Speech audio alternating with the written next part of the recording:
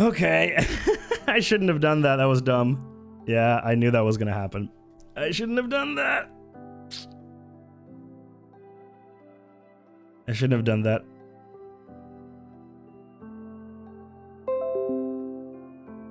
Sure, what? You saw that blink. Yeah, that was a long blink. Yeah, the shader filter plugin for some reason is like really unstable and sometimes just like crashes the whole of it. OBS. I don't know why. So I'm gonna have to fiddle with that off stream. But it bothers me so much. Forget about it. Yeah, it's not that bad. Like, people are not gonna leave because of it, or if they are, then, you know, fuck them. Fuck them. It's been really warm. I mean, cold here, sorry. Where I live, and there's actually snow, even. A little bit, not like huge amounts, but enough to stay on the ground. No, I'm not offline. Chatterino. Reconnect. There you go. Warm, cold, what's the difference? Yeah, same thing basically. Same thing basically. They're basically the same. Basically the same.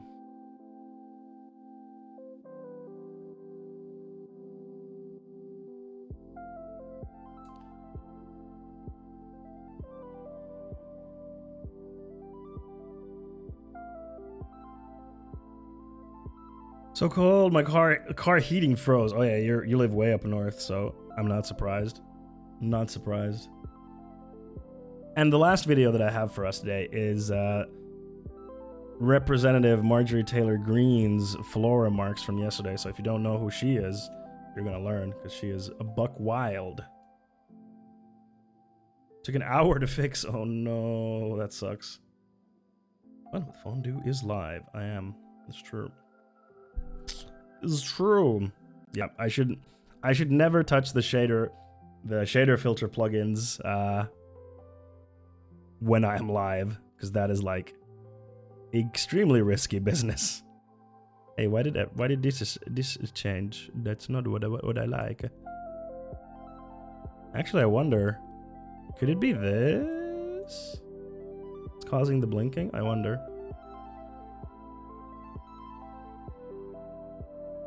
Oh well.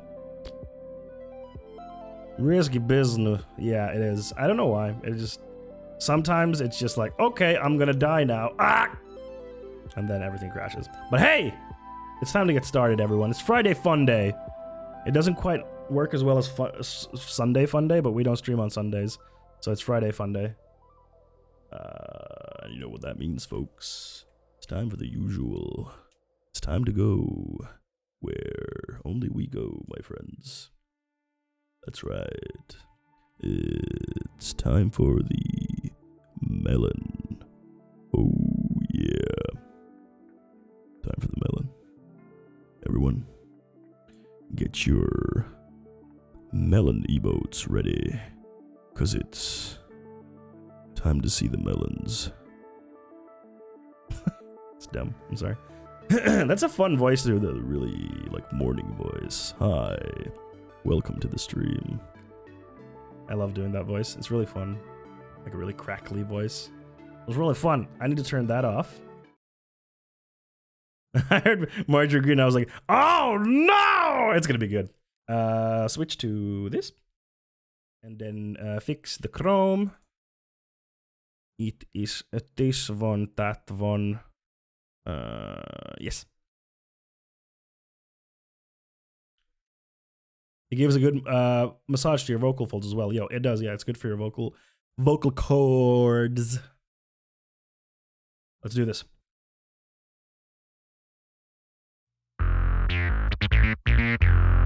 Hey, cuties! Today, we're gonna be watching a bunch of videos reacting. It's gonna be great. Protests in India, Ben Shapiro, Marjorie Taylor Greene, and how socialism fixed the housing crisis. And then we are going to play Spider-Man Miles Morales on the heckin' PS5. Let's go! Woo!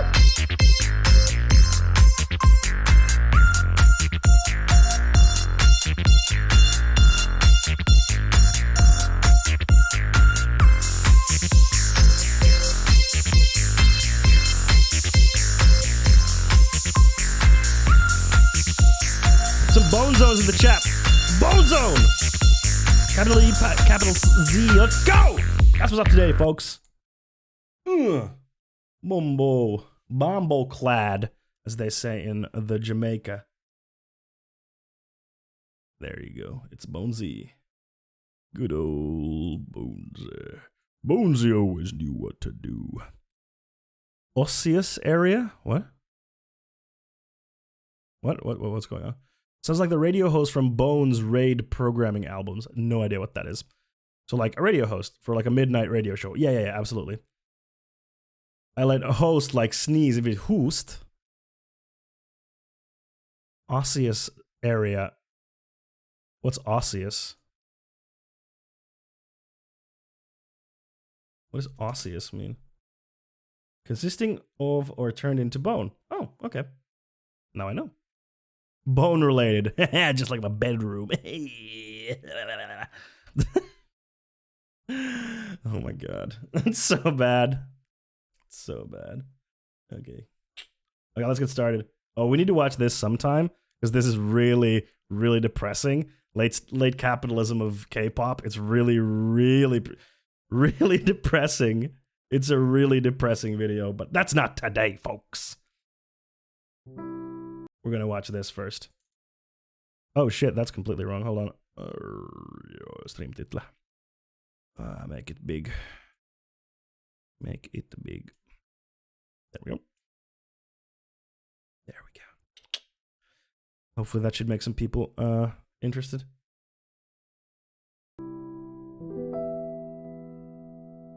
American housing is in crisis. Right now, up to 12 million Americans are behind an average of $5,800 on... Wait, how many? 12 million Americans are behind an average of $5,800 on rent? Jesus Christ, that's a huge amount. Thank you for the lurk, Sniff Bask. I appreciate it. Also, if you're lurking, please don't mute the stream on Twitch's website. You can mute the tab, but don't mute the thing, you know. Let me know if you get right-wing trolls. Oh, I will. Why? On rent and risk eviction. With eviction moratoriums soon to expire, we're facing an unprecedented wave of evictions and foreclosures that will crash straight into millions of struggling families across the country. But the truth is, this crisis didn't begin with the pandemic. In fact, housing has been in crisis for a very long time. Even before the pandemic, in places like New York or Los Angeles or Wait, why is there AB? San Francisco, median rents for even one-bedroom apartments could approach $2,500 a month. This is nuts. Like $2,500 for like a single bedroom apartment, like, is just incomprehensible. Or more. About a third of people in Los Angeles spend a majority of their income on housing. In New York City, about 20% of all renters pay most of their income to their landlord. And in my district, Astoria, about a quarter of residents have to spend most of their paycheck on rent. And the crisis isn't So just dumb. in big cities. In 95% of all US counties, workers making the minimum don't make enough to afford a one-bedroom rental on their own. 95%. The Harvard Center for Housing Studies warns of a new normal for housing in the United States, in which nearly half of all renter households spend almost a third of their income on rent. That's pretty normal, right? Like 1/3 of your income. Pretty normal, right? Like, to me, that's like, oh yeah, of course you spend like 1/3 of your income on rent, right? After taxes, at least here. I think that's the normal cutoff. Yeah, I guess. That's I mean, I don't know what's been the norm in the U.S. because, from my understanding, their income taxation is not as high as ours. So why even before the fallout from the coronavirus started to hit, more than 500,000 Americans nationwide were already homeless. Millions more on the... Like, the homeless situation in the U.S. is so crazy. It's normal for the working class. Gotcha. Yeah, but 2.5K, like, I could not pay rent that high with my current salary. I don't think I could. Or no, I don't think I can. I don't think I could make that rent if it was in euros. It was 2,500 euros a month. I don't think I could afford it. But yeah, the housing situation in the U.S. is so crazy. Like, over 500,000 Americans homeless. and like so many like homes are empty in the US. It's like it's not a question of there's not enough housing. It's a question of these people don't have money. The brink of losing their housing, and countless families struggling every month to make ends meet. At the root of all of this suffering is the fact that in this country, housing is treated as a commodity, not a right. It's a consumer product, just like clothes or cars that... Yeah, that is definitely like wrong. Like housing should be treated as a necessity because like, hey, fun fact, you can't actually live if you don't have a house. Like you can't do normal shit if you don't have a home in which to live. You can't go to the shower, can't really prepare food. Like there's a lot of basic shit that you can't do. Like you have to have a home. Like it should be a basic like right of everyone's to have a home. Yeah, we could solve homeless with homes left to spare. Absolutely. Yeah, you're right, Clem. And going to jail isn't an option either because many make you pay them back for your time inside too. Yeah, I mean, no, jail's definitely not. That's the whole prison industrial complex is a whole different can of worms. Private businesses can sell on the market to make a profit. And if someone isn't able to pay, either because their landlord raised their rent or because they can't work for one reason or another, they're not able to stay in their homes. If they're lucky, they can live with friends or family, or maybe in transitional housing for a bit. But for a lot of people, they have nowhere else to go, and they end up sleeping on the streets. In December 2019, the number of people sleeping in homeless shelters in New York reached 19,000 people. Damn, look at how that's grown. Like, that's a crazy... Hold on, let me just turn that off for a sec so we can see the chart. So there was a spike in the 80s. Not sure what that was for. Then it went down. And then it kind of like petered around. And then something happened around here, chat. Remember what happened around here in, I don't know, 2008? Something happened. That was a pretty big deal, chat. Does anyone remember in chat what happened in 2008? Some sort of crisis, I believe. You moved to Helsinki? Yeah, I mean, a bit more bigger of a deal. I'm talking like global deal. You were 8? Not quite the thing I was going for. No, I was 8. Okay, well, for those of you who are very young, it was the housing crash. In 2008, the housing market crashed. A little bit, I know what happened. Yeah. If you want to get like a good overview of that whole thing, the movie Big Short is really good. It basically shows, in a dramatized version, of course, what happened. But the housing market collapsed, and very, very many people lost their homes. And the people who caused the crash, because of their greed, got away scot-free. They got away scot. Like 2 people went to jail, I think. Oh, your mom was a realtor, Ashers. Damn. Yeah, then you must know. But yeah, housing market crashed and boom! The amount of homeless people increased like crazy because people lost their homes. So that's pretty fun. Also, I lied. I moved into Helsinki in 2006. Sorry. Guess who's getting banned? I'm just kidding. I'm just kidding. How do I close this? Oh, okay. That's when I moved to Sweden. There we go. But yeah, this is... it sucks. An all-time high. 100,000 New York City students are homeless. That's more than 10% of the... Wait, 100,000 New York City students are homeless? What the fuck? entire student population. Why do so many people end up homeless? It's not because there aren't enough homes to go around. There are plenty of empty homes.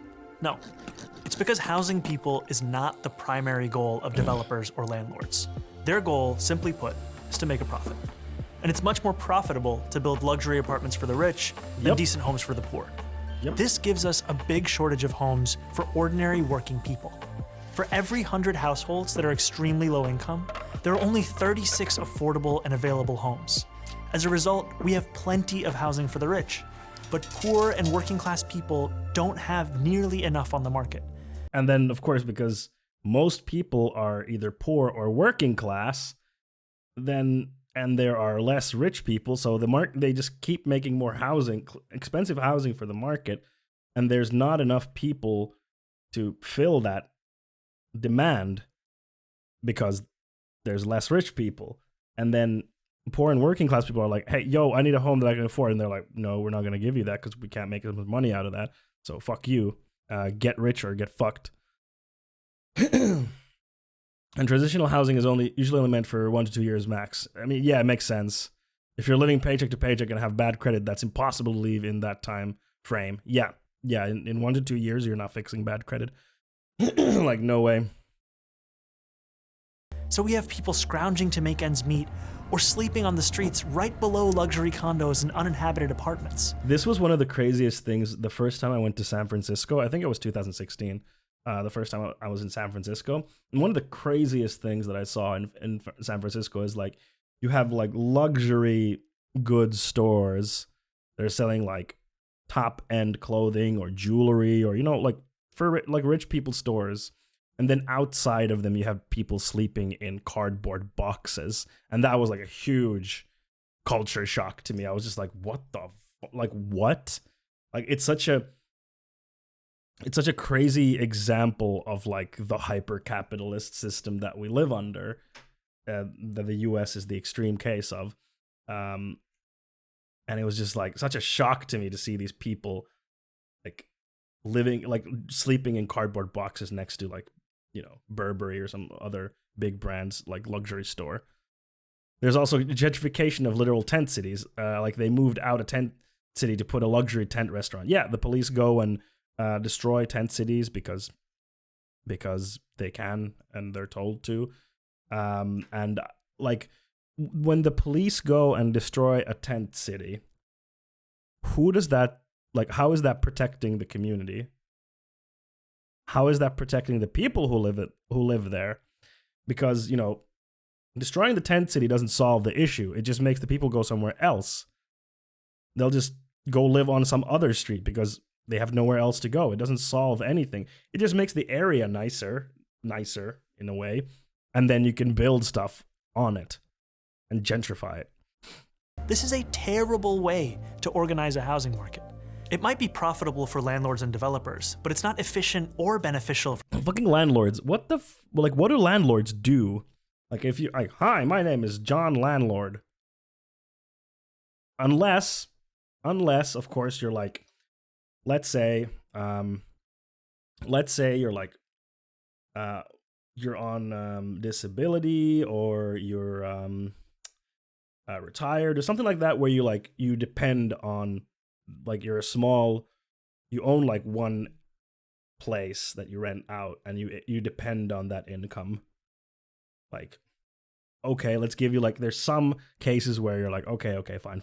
But in general, like big companies that own like hundreds or thousands of apartments, or people that own like thousands of apartments, like, what do they do? Like, what do? They don't do anything. They take your money, and that's it. They just take your money. That's all they do. They don't do anything. Like, if you have to repair something, for example, in your apartment, something breaks, they don't fix it. They might have to pay for it, but again, they're paying for it with your money. They take your money and then they pay the people to fix it. Like, they don't do anything. They do nothing, and they just take your money. Because it's kind of like, you know, instead of you being able to buy everything yourself, like go to the grocery store, you would have to pay someone. And the only thing that person would do was to buy groceries for you, but you'd have to pay 5 times more. And it's like, why don't I just go myself? Why do I have to pay this person to give me the groceries for 5 times more? And it's like, no, that's just a system that we have. You have to do that. You can't go there yourself. Only landlords, only food lords can go and buy food. Nada, our landlord for my disabled elderly nonprofit building had to get bullied by the mayor to even pay for repairs. Yeah, this is fucking bullshit. Luckily in Finland there are, like, and in Europe in general, except for the UK, at least, or at least in the Nordics, I don't fucking know. In Europe is better in that there are more protections for like renters, people who rent, rather than landlords. Like, for example, in France or in Finland, it's really hard to kick someone out of an apartment, which is good.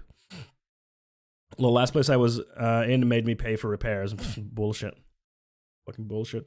And I mean, at least in Finland, there's pretty clear regulation on like what part of the apartment is like the landlord's responsibility. So, for example, the oven in an apartment would be the landlord's responsibility, or the plumbing, for example, because those are part of the apartment. But, you know, my TV, for example, that wouldn't be the landlord's responsibility because I bought it and brought it in. So in the UK, tenants have no rights. Yeah, the UK is terrible. Like, landlords treat, like, I've heard so many horror stories from the UK about like and then like the state which the apartments are in are also like terrible. Like, my cousin was telling me when they were living in the UK, they had mold in I think it was the bathroom, and they called their landlord saying like, "Hey, we have mold in the bathroom. Can you like take care of it?" And they're like, "Oh yeah, we'll send some people over there." Like, and then the next day, like, some people came and they were like, "Oh yeah, it's in the bathroom." And like, okay. And then like after they were done and left, and then they were like, "You smell paint?" And then they went to check, and they had literally painted over the black mold. And that's it. That's it. So the landlord called for someone like, "Can you just go paint over the mold so no one notices it?" So ridiculous. So ridiculous. Out of sight. Yeah, out of mind until the whole place is uninhabitable and has to be bulldozed because it's just covered in mold. For the rest of society. In fact, housing doesn't have to be seen as a market at all. Yep. In other countries, housing is considered a fundamental right, like education or healthcare. That means the government goes to significant lengths to guarantee everyone has a home, and the market plays a much smaller role in the construction and distribution of housing. So let's hop across the pond and about 100 years back in time to take a look at just one example of how an alternative housing model got started in beautiful red Vienna. At the end of the First World War, the Austro-Hungarian Empire collapsed, leaving behind a number of successor states, including modern-day Austria, home to the former imperial capital of Vienna, I've been to Vienna. the fifth largest It's nice. city in the world. Is it that big? Damn, I didn't know it was that big. Despite being the seat of an empire, the chaos of the war and decades of neglect had left the working class of Vienna in desperate circumstances. Inflation was rampant, jobs were scarce, social services were non-existent, and hundreds of thousands of people were crammed into decaying tenements where overcrowding, disease, and violence were rampant. So it's no surprise that in 1919, at the first elections ever held in Austria where all adult citizens could vote, the Social Democratic Party swept into power at the municipal level on the promise of dramatic social and economic reform. And they delivered. The new government of Vienna implemented a huge range of services, including public health care and public child care. They built high-quality hospitals, schools, and recreational. But what about the deficit? What about the deficit? Won't someone please think about the deficit, the budget deficit? Like, landlords can get a high court notice of eviction without the tenant knowing, and the eviction enforcers just appear behind your door without notice, and you have to leave immediately, even if you're disabled or you have small children. Yeah, it's fun. It's fun. Facilities. But their crowning achievement was an ambitious program of social housing, what Americans call public housing, that began in 1923 and saw 60,000 new apartments constructed in the first year of its existence, built by the government and financed by tax. No, don't look, chat. Don't look. Don't look, chat. It says it's a typo. It was Jarl Marx. It was a different Viennese person. You wouldn't know. It's a typo. Taxes on the rich. But these weren't the kinds of apartments you might picture when you think of public housing in the United States. Drab high-rises plagued by chronic neglect and underinvestment. Residents could enjoy leafy courtyards, wide-open spaces, and plenty of natural light. They had shared laundries, state-of-the-art kitchens, food co-ops, bathhouses, pharmacies, lecture halls, schools, and swimming pools. Hell yeah. These apartments were designed to be both beautiful to look at and beautiful to live in, fostering a sense of shared community among the people who lived there. And the best part was that because the city didn't have to worry about making a profit, just about paying off their maintenance costs, these homes were both much nicer and much cheaper than what workers had previously known. In 1926, typo. There's a typo in the image that they took back then. The light bended weirdly, so it looks like it says Karl Marx, but again, it's Jarl Marx, who is a Austrian person. Average rent in Viennese social housing was about just 4% of a monthly wage. What? Dude, imagine if your rent was only 4% of your monthly income. That would be nuts. Like the amount of like excess wealth that you would have. Like, and the type of jobs that you could look for. Like you could do like a part-time job. You're like, oh yeah, I'm just gonna work at this store or whatever. Like a part-time job, just get a little bit of money and you could pay for your rent. Oh. The first 15 years after Austrian independence saw its capital transform from a symbol of urban blight into a beacon of socialist governance. It became known as Red Vienna, after the official color of the socialists who had pioneered these changes. And even though Red Vienna fell in 1934 when the country was seized by fascists who did what they could to roll back social housing, that commitment to good, cheap housing remained after the Second World War.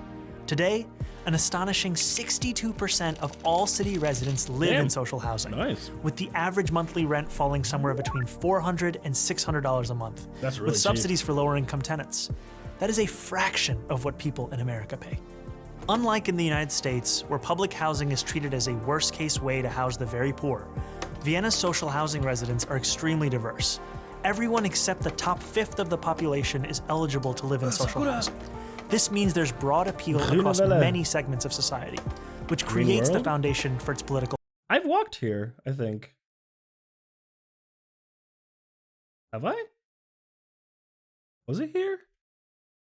No, I think I might be thinking of somewhere else. That does look familiar, though. Did I walk there? I don't remember. Popularity.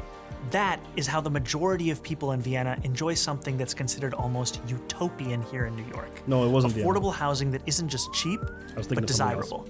Housing that isn't just four walls and a roof, but a real home with a sense of stability, safety, and community built in. Now, of course, this is only one example of an alternative framework for housing, and Vienna has not fully removed housing from the domain of the market.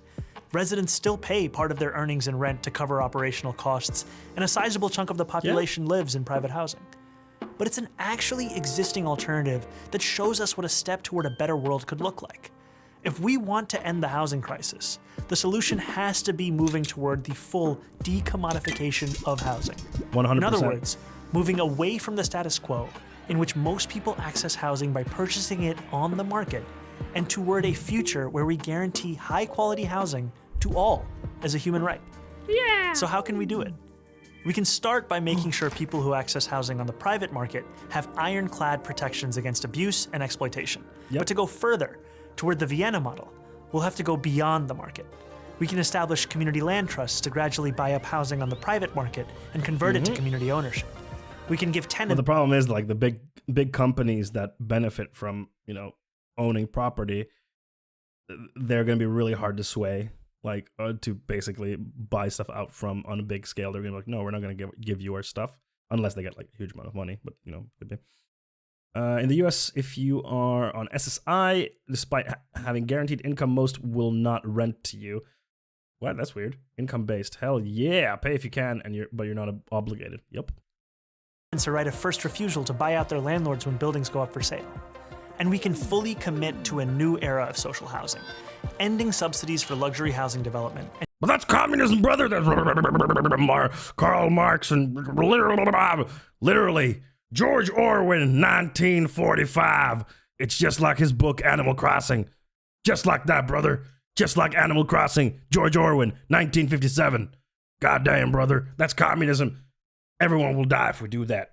And using our wealth to build beautiful, high-quality social housing projects that offer good homes and strong communities to everyone. We won't decommodify housing overnight, but we know what we have to do. And we have history to guide us.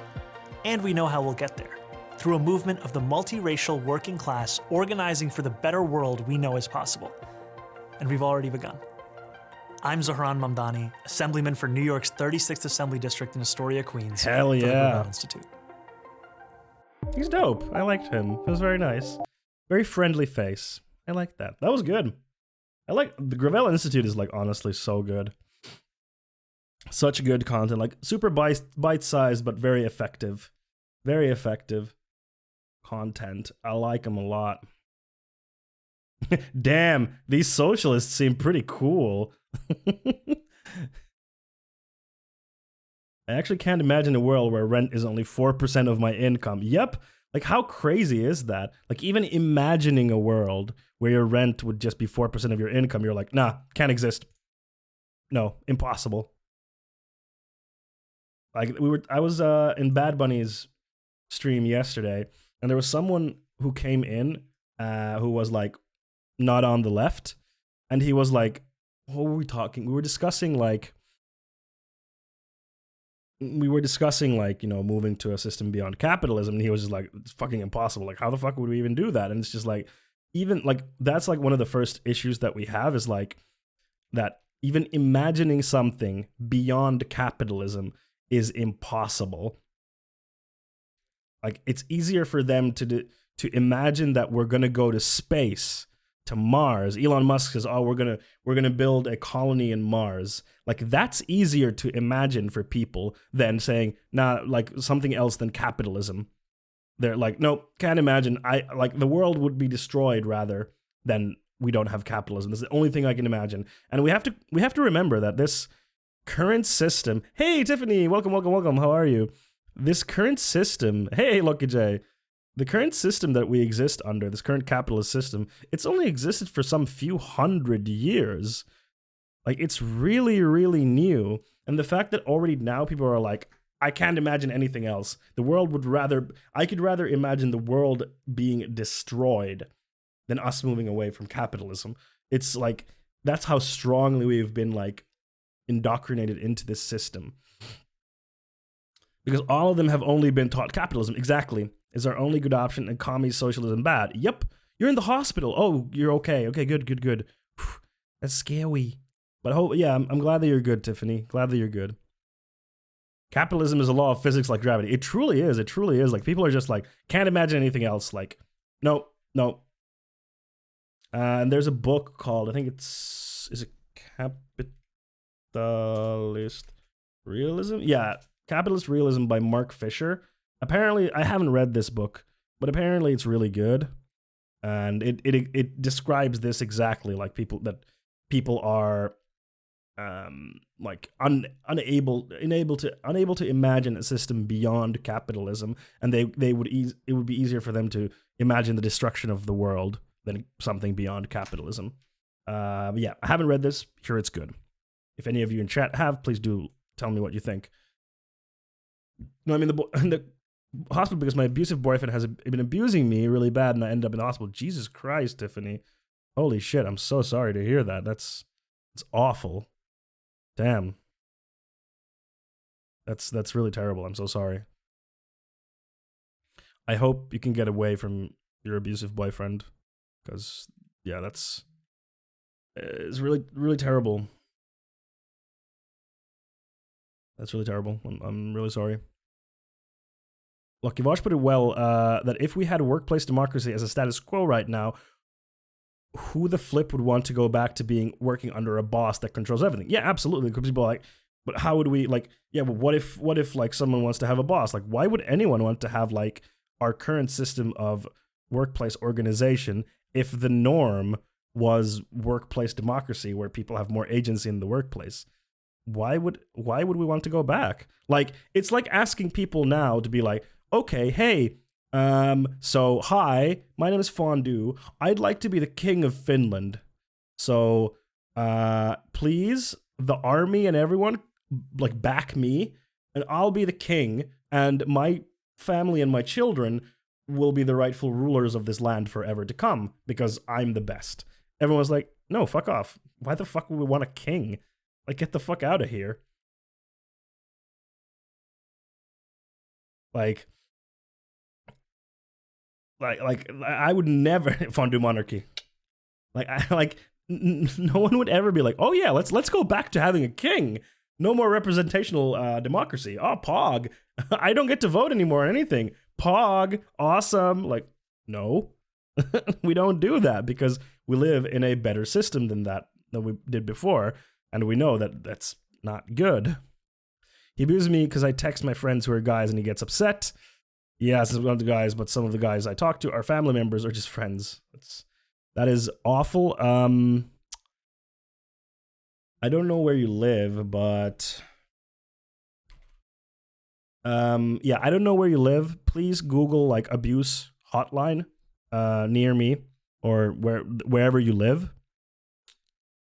Like, please Google that and try to get in touch with an abuse hotline so that they can help you with this.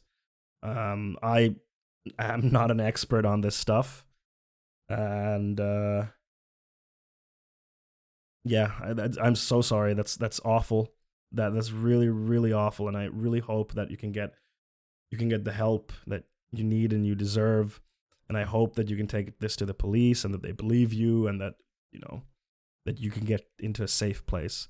So please try to Google abuse hotline wherever it is you're located and try to get in touch with them, because you definitely should seek for help in that situation, not stay in that, because I don't want you to get hurt, and I don't want it to get any worse than that. Well, I gotta go. My friend Kyle and Nate are picking me up in 2 minutes so I can go home.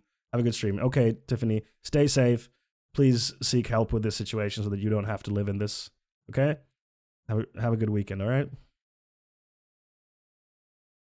Angry Papa Pug, are you from Finland, Fondue? Yup, I am. I sure am.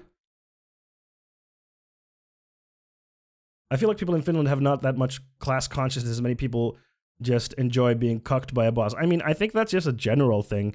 Like, we don't have a lot of class consciousness in the world in general. No, I wasn't born in the States. I'm from Finland originally. I think in general we don't have class consciousness like in the world in general, because there was that big divide between the East and the West, between capitalism and so-called communism, not actual communism. And because of that, and especially in Finland, we have a very strong history with Russia, and by strong I mean like very intense relationship with war and stuff. So anything coming from there, which communism is seen as, oh, you mean like the USSR, which is like, no, that's not what we mean. Yeah, people associated with that. That's why I say like leftist rather than communist, because people are like, oh, you mean like the USSR, and then you have to do a lot of explaining. I only ask because your accent is flawless. Thank you. You legit sound like you're from Michigan, where I'm from. Thank you very much. Yeah, I've been speaking English in my family since I was a kid, and then I did high school also in English in Finland. Yeah, so I grew up with that shit. Angry Pop-Up. Oh, I only now got the name. I was like, that looks like it's from like Southeast Asia, like I was like, oh, Angry Papa Pug. But the slang though is perfect. Thank you. I consume a lot of American media, so, and I used to be like what's the term that Hassan uses? A meaboo. I think that's what he uses for like an American weeb. But like I was a weeb for America when I was like in my early teens. I was like, oh, America's so cool. So I was like that. Since we're on the topic of labor, let's jump to the India video next. Oops, sorry. Hey, Ville! Why didn't it? Hold on, I'll fix this. There we go. Welcome, Ville Poika!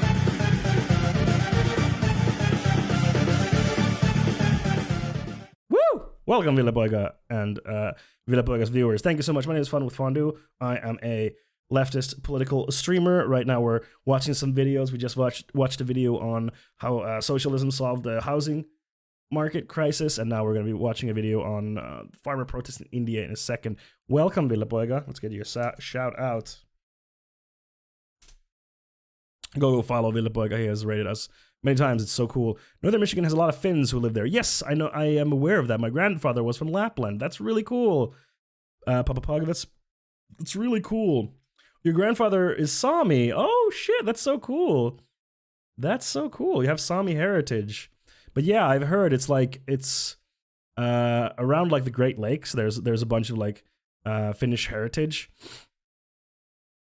And there's a bunch of Finnish heritage, and also on the Canadian side, there's also around the Great Lakes, there's a bunch of Finnish heritage. I've also heard that somewhere around there in northern Michigan, there's like actually like towns where people speak Finnish, but it's like a weird version of Finnish that has like evolved to be different in the States. It would be so cool to like go there and be like, what does their Finnish sound like, and try to interact. Copper Harbor. Okay, cool. That would be so cool to go there and be like, what does their Finnish sound like? Because I hear it's like not the same as ours because they've lived there for like some 100 years now. Really happy to have you here, Angry Papa Pug. Ville, how was your stream? What were you doing? Finally, someone is talking about the Indian farmer protest. Yes, it's been like shockingly quiet in like Western media that like this thing, because it's huge. It is a huge thing that's happening in India right now. And hey, talk about class consciousness. Look, Jay, here we have it. I think that, you know, class consciousness, or a more like a bigger wave of countries moving to like leftist policies and socialist policies, like on a proper like grand scale. I don't think that's going to come from Western countries. I think that's going to come from like the global South. I think that's the place where these types of things will actually start happening and taking root and leading to big change. Like there's way more potential there to have these changes happen than in the West right now. My grandfather and dad showed me how to make booze out of maple and birch syrup. Leave it to the Finns to make booze from tree sap. That's awesome.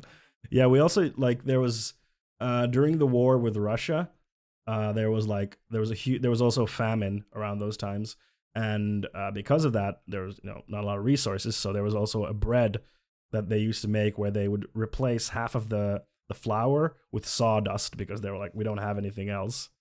Pettuleipä. Hey, you know it. Awesome. Yes, exactly. Pettuleipä.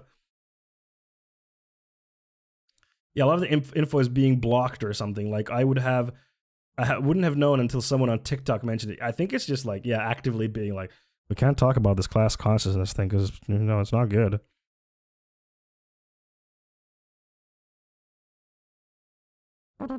Okay, let's watch this. This is one of the busiest highways leading to Delhi. It's been blocked for weeks. Tens of thousands of farmers from the northern states of India have marched to the capital city to How many of you have heard about this through like in the news, not like social media? How many of you have like seen any big news sites here in like the West talk about this? Because I've seen like nothing. I haven't at all. Yep. I have. NPR has been reporting about it. Ooh, but isn't NPR quite good? Because it's like, it's fairly like good about that stuff. I haven't, but I haven't followed a lot of stuff during this week. But this has been going on for weeks. Hey, fake. I haven't. All right. NPR is okay. That's what I've understood. Not much. Talked about the issues with renting and landlords. We talked about that as well. Myanmar coup d'etat and such. Yeah, that sucks. And true, Global South has already had a few interesting Marxist projects and movements. Yeah, like Evo Morales in not Peru. Fuck, I always forget the country. It's not Colombia. Fuck, what is it? Where's Evo Morales? Bolivia, thank you. I don't know why I never remember the name of the country. Never remember. I'm in the Midwestern US, though, and mostly conservative state. Yup. But no, the US news has not talked about this at all because it's like, don't give them ideas. Don't give the people ideas. Protest farming reforms. They've covered at least 5 major highways around the city. The police met them with tear gas and water. Protect and serve, brother. They're protecting and serving. They're protecting and serving. If they don't want to get shot, then they shouldn't be doing illegal things, brother. I don't understand why these people can't just be law-abiding citizens. If they were breaking the law, then they deserve to die, brother. Yeah, fuck the farmers. I buy my food from a store. Yeah, I don't need no farmers. My food comes from the store. Haven't seen finished news. I heard about initial unrest in 2019 from friends who visited India and countryside, and now heard about the tension rising from social media. Yep, and it has risen. Your brother is killing me. It's from Hassan. Hassan was the brother. It's fake news to me, brother.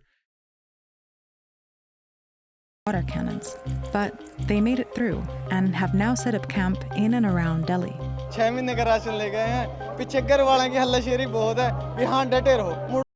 Like, this is organizing. These people have food for 6 months, and they're like, people back home are supporting us. We are determined. This is sustained pressure. Like, this is sustained pressure, which you need in a protest. They're like, hey, we got food for half a year. Like, we're not going anywhere. The brother I thought about, Macho Man Randy Savage from WWF, was like, ooh, yeah, brother. It sounds like that, right? They control the food. They control the highway. Yup.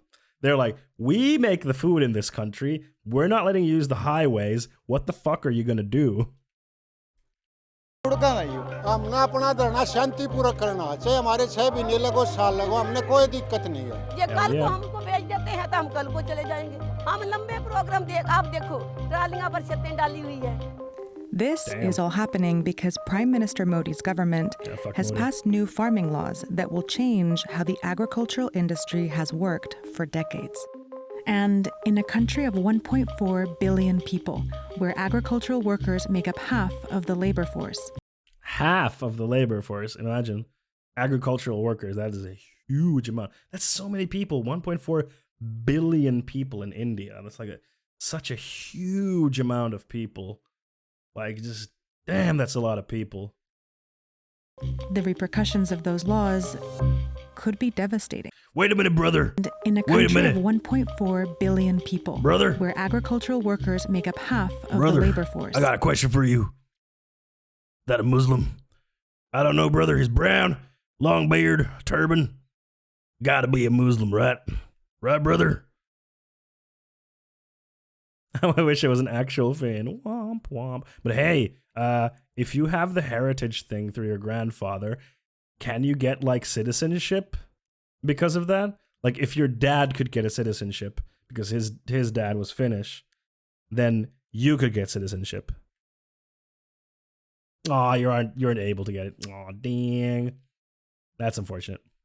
The repercussions of those laws. Yeah, you know it's real when the Sikhs are out protesting. Exactly. Yeah, it's not Muslim, by the way. I was making a joke because, you know, idiot hogs in idiot racist hogs are like, brown person, beard, turban, gotta be Muslim. And it's like, no, no, they're not Muslim. They're Sikh. You don't know anything. Something about the papers lost when they moved during the Winter War. Yeah, then if there's no paper trail, then it's impossible to prove.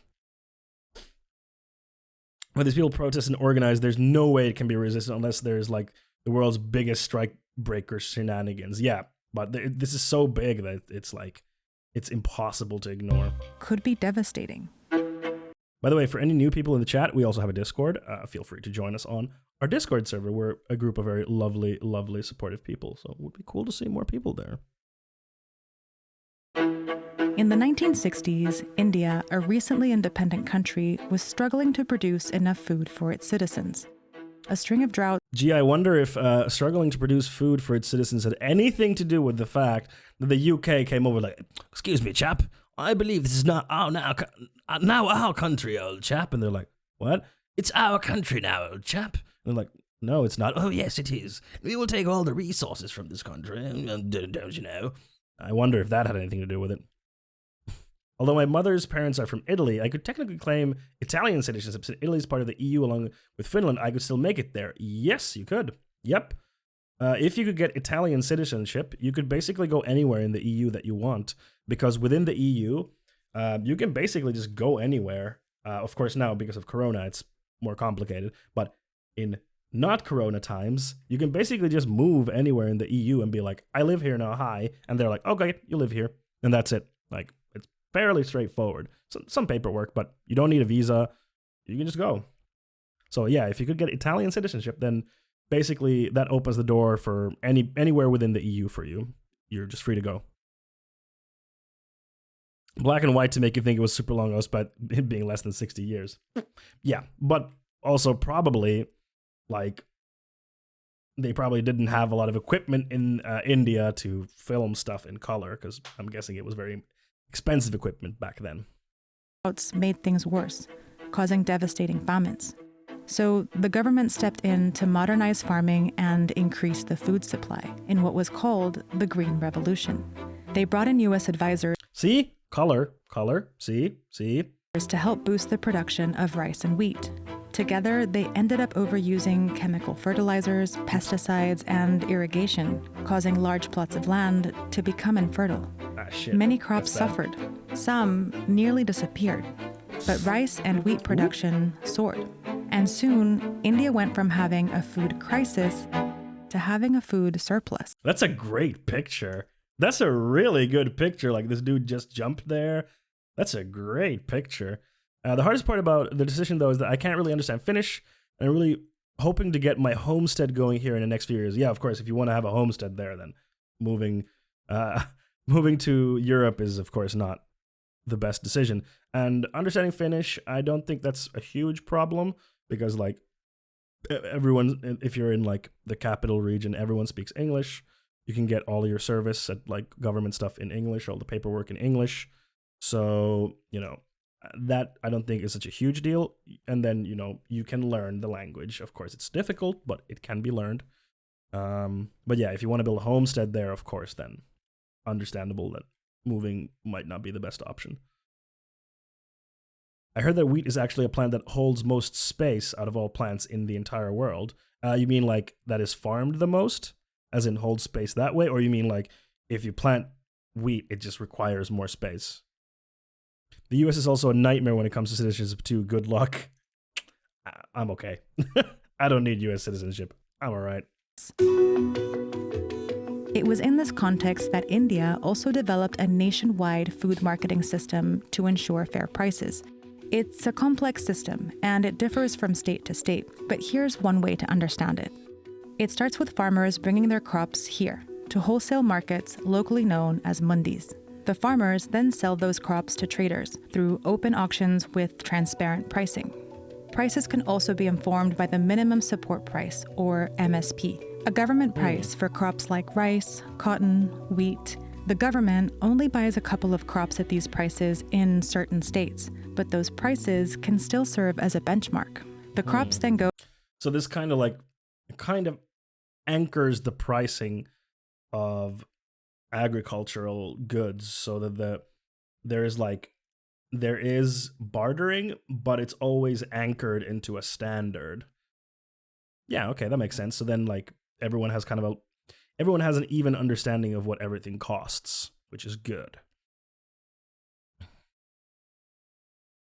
As in the world's most successful plant, where when measured in a square kilometer. Okay, got it. All right, you meant for Angry Peppa Pug. You're trying a language app, but it's so confusing.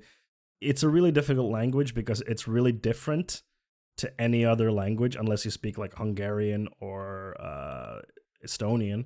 But beyond those, like, it's a completely different language family. So the logic and the rules are very, very different than like Romance languages or Germanic languages or anything else, which makes it really, really hard. And then if you like really, really want to learn it, you really do need to live in Finland to properly learn the language and use it every day.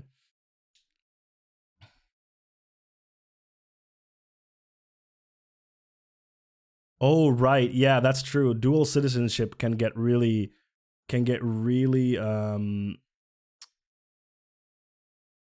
yeah, it can get really complicated. Yes, I have a friend who is from the US, and she is now in Finland, and she has Finnish citizenship. And I do remember her posting about stuff that it's difficult to have dual citizenship with the US. Go to secondary market or are stored by the buyers before they are sent out for future sales. It's not a perfect system, though. Local traders do end up colluding with each other. Yeah. The auctions actually are not competitive bidding. But for the most part, the system works on a large scale because there's oversight that aims to protect farmers by giving them market standards. They've been designed keeping in mind the fact that farmers are the weakest link and they can be exploited in numerous ways. Over the years, state reforms have gradually redefined and regulated markets in different ways across India. In Punjab and Haryana, for example, they have become a vital part of the industry, and farmers here have the highest incomes in the country. But in the state of Bihar, markets were eliminated in 2006, and the farmers here are still ranked the poorest in India by income. And all of this is happening while there's a bigger farming crisis. The money in farming is disappearing. Since the days of the Green Revolution, agriculture has gone from accounting for nearly 50% of the economy to just 15%, meaning millions of farmers already have trouble making ends meet in this shrinking economy. Why is it shrinking? More than half of India's farming households are in debt. And this debt has contributed to a suicide crisis. In the last 2 years, more than 20,000 farmers have died by suicide. Jesus. Because of this economic hardship, farmers have been asking for reforms for decades. But this sense. year, instead of providing more protections for this vulnerable community, the central government went in the opposite direction. Cool. And farmers fear that the direction in which the reforms are happening are actually a direction of dismantling of the MSP. So let's take a look at these 3 farming acts that sparked the protest. Yeah, Angry Pug. There is an American expats group, like Facebook group, I think, in Finland, like American expats in Finland, or there's probably like several. So I'm sure if you want to, or if you can probably just like Google people's experience with dual citizenship living in Finland, and their struggles with that. Each of them deregulates a different part of the system. The first act creates free, unregulated trade spaces outside the Ooh, markets. that's really dangerous. The laws in these spaces would override wholesale market rules. And although a lot of trade takes place outside already, what happens in the markets remains a benchmark across the industry. But this act will create 2 parallel markets with very different rules. That's really One bad. with oversight, and another that creates room for big corporate players to come in unregulated. And in this dual market structure, the players in the regulated markets are bound to move out and operate in the deregulated spaces. And Absolutely. that Why is wouldn't where farmers are going to lose out. Like if you're in this situation as someone who's buying from the farmers, like, do you go to the regulated market where you'll have to pay more for what you get? Or do you go to the unregulated market where you can pay like pennies, so to speak, where you can pay like way less and exploit the farmers? Of course you're going to go to the unregulated market. Why wouldn't you? And then the farmers have to go where the buyers are, because if they're just in the regulated market and there's no one there to buy, then it doesn't work. When these traditional spaces collapse onto themselves. The second act creates a framework for contract farming deals.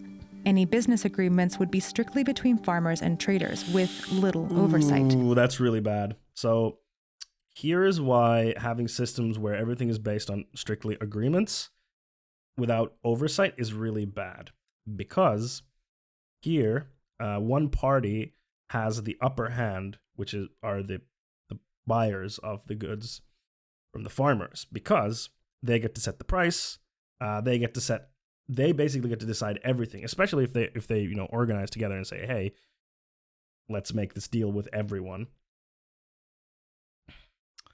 So this is really bad, because then it's like, oh, but just get a better deal. But it's like, no, you can't get a better deal because the buyers have all the power here, so they can dictate the terms that you have to agree to.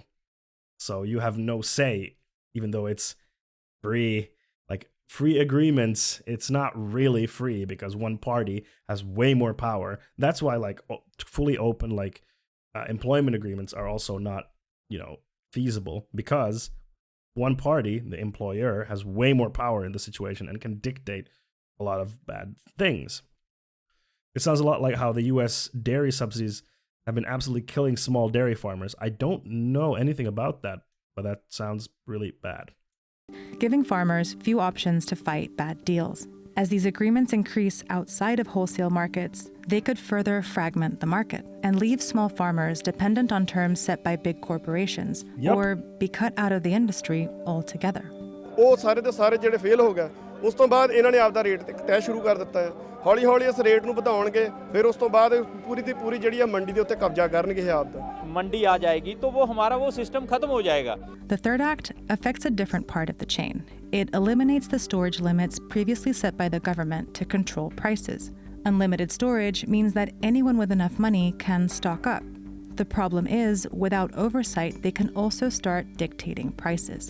Oops. Altogether, the three acts invite big players into a fragmented and deregulated market that could lead to volatile prices for. So basically, they're just saying, big corporation, do whatever the fuck you want. We're like, the government's gonna get out of your way. We're not gonna have any of these annoying regulations. Go in and absolutely exploit the ever-living shit out of the markets and farmers. Like, just go in there and just destroy everything. That's essentially what they're doing. They're saying, because that's the problem with deregulating stuff. Deregulation gives more power to big corporations because big corporations have a lot of power. And if there's no checks on that power, they're going to use that power. Just look at the price of a gallon of milk. It's been that price for ages despite huge increases in costs. Dairy farmers dumped 43 million gallons of milk because they can't afford to transport the milk at current market price. That's so, what a waste. For farmers. And by deregulating the markets, the government has also put out a message in the same breath, essentially saying that they think farmers don't need any protection anymore from the government. Yeah, which is wrong. On June 3rd, 2020, when the government announced the farming reforms, it didn't take long for the impact to be felt on the ground.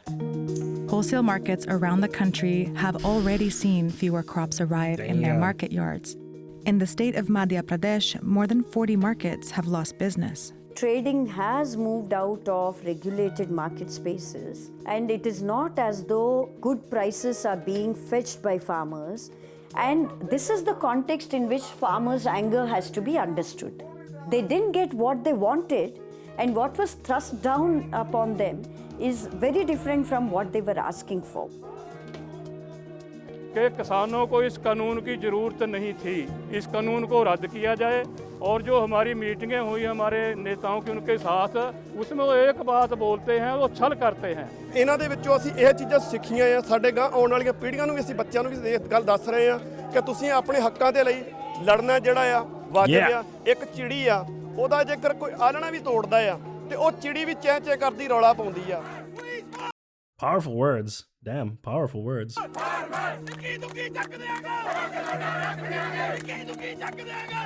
video by Vox. Yeah, shit's going down. I wonder if there's like, let me see. Yeah, farmer protest. I would like to hear more about the actual protest itself. Let's see.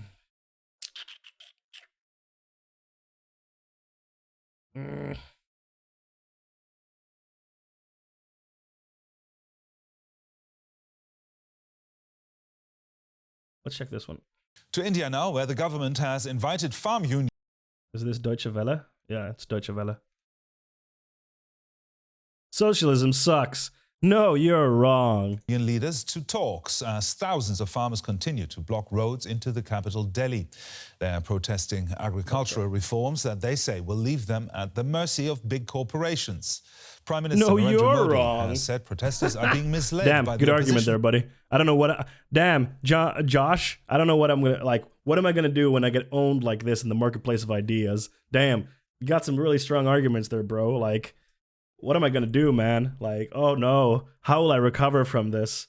However, will I recover from this? Parties, and that the laws will actually benefit them. These 20,000 farmers aren't going anywhere. Their trucks and tractors are blocking major highways near India's capital. Each of our tractors is loaded with... But if I was a socialist, I would never get an education, live off free government money. Brother, let me tell you this. You're not getting free education currently under capitalism. You do realize that, right? You do realize that currently under capitalism in the United States of America, you are not getting free education. You do realize that. Do you realize this? You're currently not getting it either. Yes, but there's no point in getting a good job in socialism. What do you think socialism means? Could you define socialism for me? I don't think it means what you think it means. I think you've been told a lie of what it means, and you have been misled. I'm not saying you're stupid. I'm just saying you've been misled because you've been told something since you were a kid, and it wasn't true. Everyone gets paid equally. No, that's not what it means. Even in communism, like, that's not necessarily what it means. Like, socialism means deregulating a lot of markets, for example, housing. And what deregulation means is that the government is responsible for building housing, for renting out housing to people, which means that since there's no what's the word? Profit motive, for example, housing. I'm using housing as an example because it's a thing that should be decommodified in my opinion. Because of no profit motive being there for housing, that means the government doesn't have to focus on making a profit from housing. We actually watched a video earlier in the stream from the Gravel Institute about this very thing. It was, they were using an example of Austria after the First World War, where after that First World War, they had their first democratic election where everyone could vote, and they voted in the Socialist Party. And the Socialist Party's, one of their big things was a housing initiative, which built a lot of sustainable and low-cost housing. And at the time, this housing only cost about, on average, 4% of your monthly income. Imagine that. Imagine, Josh, I'm going to hope that's right. I hope Josh is right. Tell me if it's wrong. Imagine, Josh, if you would have to pay like 10% of your income for your rent. Like, think about that. Think about how life-changing that would be for you. And that's like kind of what's at the core of socialism is taking away the profit motive from things that don't need to have profit motives in them. For example, housing. For example, healthcare, education. When the focus isn't like, how can we make as much money as possible out of this thing, the focus can be on other things like, how can we make education as good as possible? How can we make healthcare and treating people as good as possible? Right? And then also part of socialism is democratizing the workplace, giving workers more power. So this is where the everyone gets paid the same fallacy comes from. What do you think about the $15 minimum wage? I think it's a good thing that the minimum wage is being lifted up. It's not enough, unfortunately, because if we look at where the minimum wage would be now, if it would have kept climbing, if it would have kept advancing as it used to advance before it froze or about 15 years ago, it should be somewhere around $25 an hour. Of course, I know that, changing it to 25 now, advancing with cost of living. Thank you. That's what I was thinking. Thank you, Papa Pugger. Yeah, so I think it should be higher, but I also understand that, doubling the minimum wage can be like, it would have like significant benefits for a lot of people. Like if their salary doubled, it's a really big thing for a lot of people. So I think it is good. Like, I don't think it will be a problem for companies. Like the CEO of McDonald's was like, yeah, this isn't a problem. Like, it's totally cool. Like the CEO, the $15 minimum wage would ruin businesses and they would cut jobs and increase prices to lower costs. We don't have anything to really show that would happen. Like, we don't really have much to show for that. Like the CEO of McDonald's was like, yeah, it's okay. Like, unfortunately, there's no evidence to support your claim. Like the actual increase. Let's actually look. So, price increase if minimum. There we go.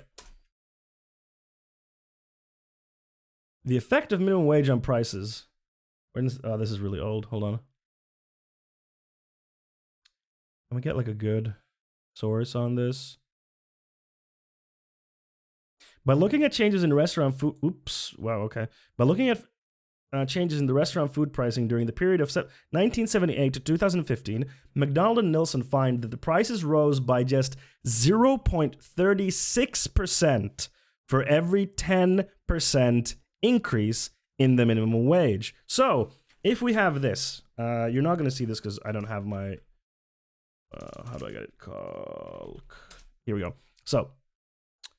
So if prices in the restaurant food industry, so food, would increase by 0.36% for every 10% that the minimum wage is increased. So then that means we multiplied by 10, which means prices would rise by 3.6%. Now, how much is a Big Mac in the US? Big Mac price US. A meal is $5.99. So, what that means is we can, let's do a little calculation here. So, $5.99 divided by 1.036. No, I used the wrong thing. Sorry. So 5.99 times 1.036. This means a Big Mac meal would rise from $5.99 to $6.20. It would rise by 20 cents.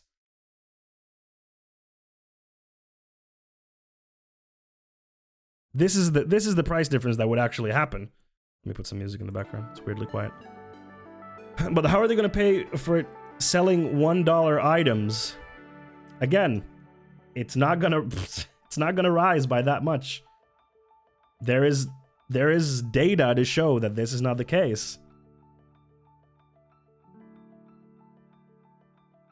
Like, research shows that when this has happened in the past, the prices of goods has not really risen that much. Like a 20 cent increase, not really that much. Yeah, Denmark McDonald's pays its employees $22, gives them long holidays, employee health care, and a Big Mac costs 10 cents more in Denmark.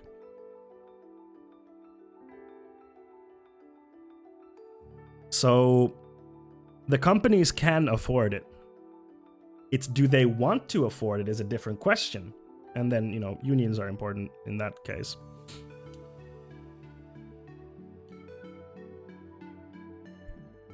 And you do understand that the popularity of like $1 items in let's say McDonald's, less than a quarter. The price would rise if we use this model. The price would rise by less than a quarter. What was I going to say? Oh yeah, the $1 item. Yeah, so you do understand that the popularity of cheap items like $1 meals and stuff like that, a big part of it is because people are underpaid and they can't afford food. So if you double their salary, their need for such cheap food options also diminishes. Yeah, like Clem is saying, I buy the value menu stuff because I make nothing. Exactly. If you make more money, you don't have to buy the value menu stuff. One of the things that I've heard people complain about is like, I'm a firefighter and I only make $18. Why would I want to do that if I could flip burgers for $15? And I respond to that by, yeah, but why aren't you only making $18 in the first place? Yes. So if people are like, but I only make X amount of money, why should they make close to mine? They're turning in the wrong direction. They need to turn towards the people that are making insane amounts of money, like Jeff Bezos, for example, or Mark Zuckerberg. They need to turn there and realize the people that are making less than you are on your side, actually. And the people like Mark Zuckerberg and Jeff Bezos, they are the people who are stealing from you. They are the people who are exploiting you, and that are making the system the way it is. It's them. Your enemy is not people who are making less than you, making a little bit more. Those are not your enemies. The enemies are the people who, like Mark Zuckerberg or you know, millionaires and billionaires who make insane amounts of money by stealing from other people. They are the enemy. All these companies paying their staff starvation wages are also costing us taxpayers billions of dollars because they have to be on government assistance because of that. Yup! The rise in your fast food meal is less than forgetting to bring your cart back at an Aldis. I don't know what an Aldis is, but I guess it's like a grocery store. I don't know if you're still here, Josh, but Josh, you seem to be here in what I would describe a good faith, where you have a misunderstanding of what socialism is, and it's not your fault. You have been told lies about what it is, and that's not your fault because the US very actively has made sure that any leftist ideology cannot take root and has propagandized against it.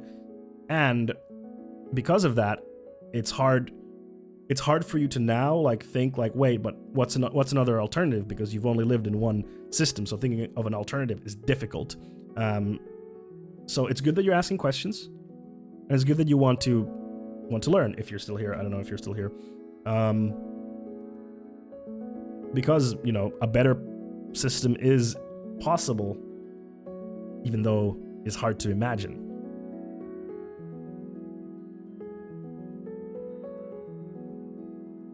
No labor is unskilled. Yes. I've met people who make almost $75K a year on IT jobs who would never return to McDonald's because it was hard. There's no such thing as unskilled labor. No such thing.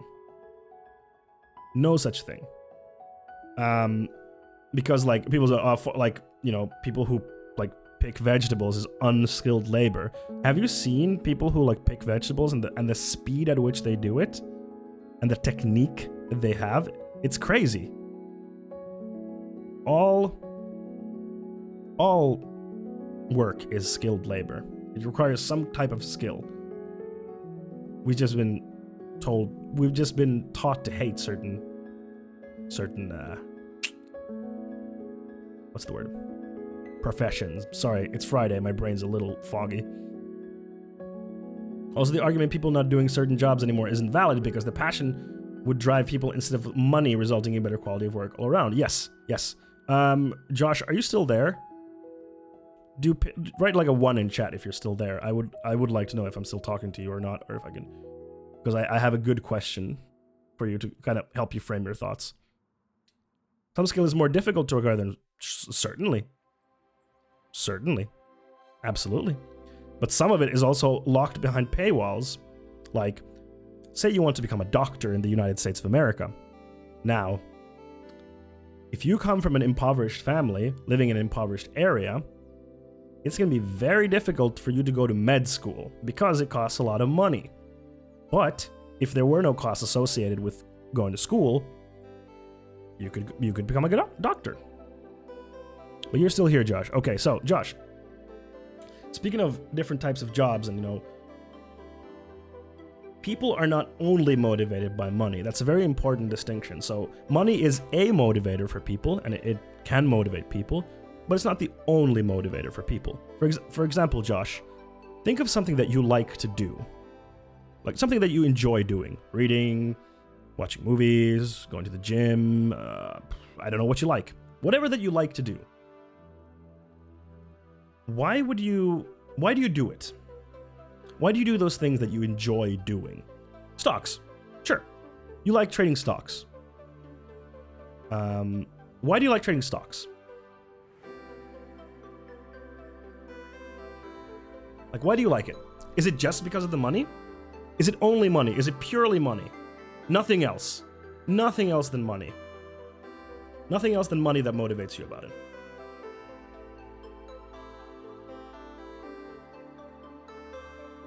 It's fun to make money. Okay. What's fun about it? I want to dig a little deeper. What's fun about making money? Why is it fun?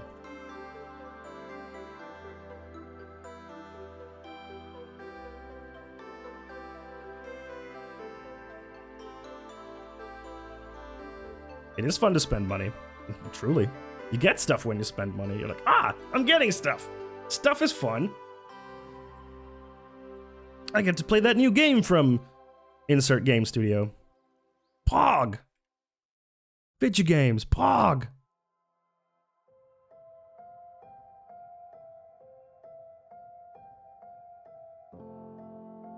My favorite part about making money is never spending it. But my point, Josh, is that I'm sure you have other things than stocks that you like to do, that you just enjoy for the sake of doing it. I don't know, I just really like making money and waiting to see what happens with the stock.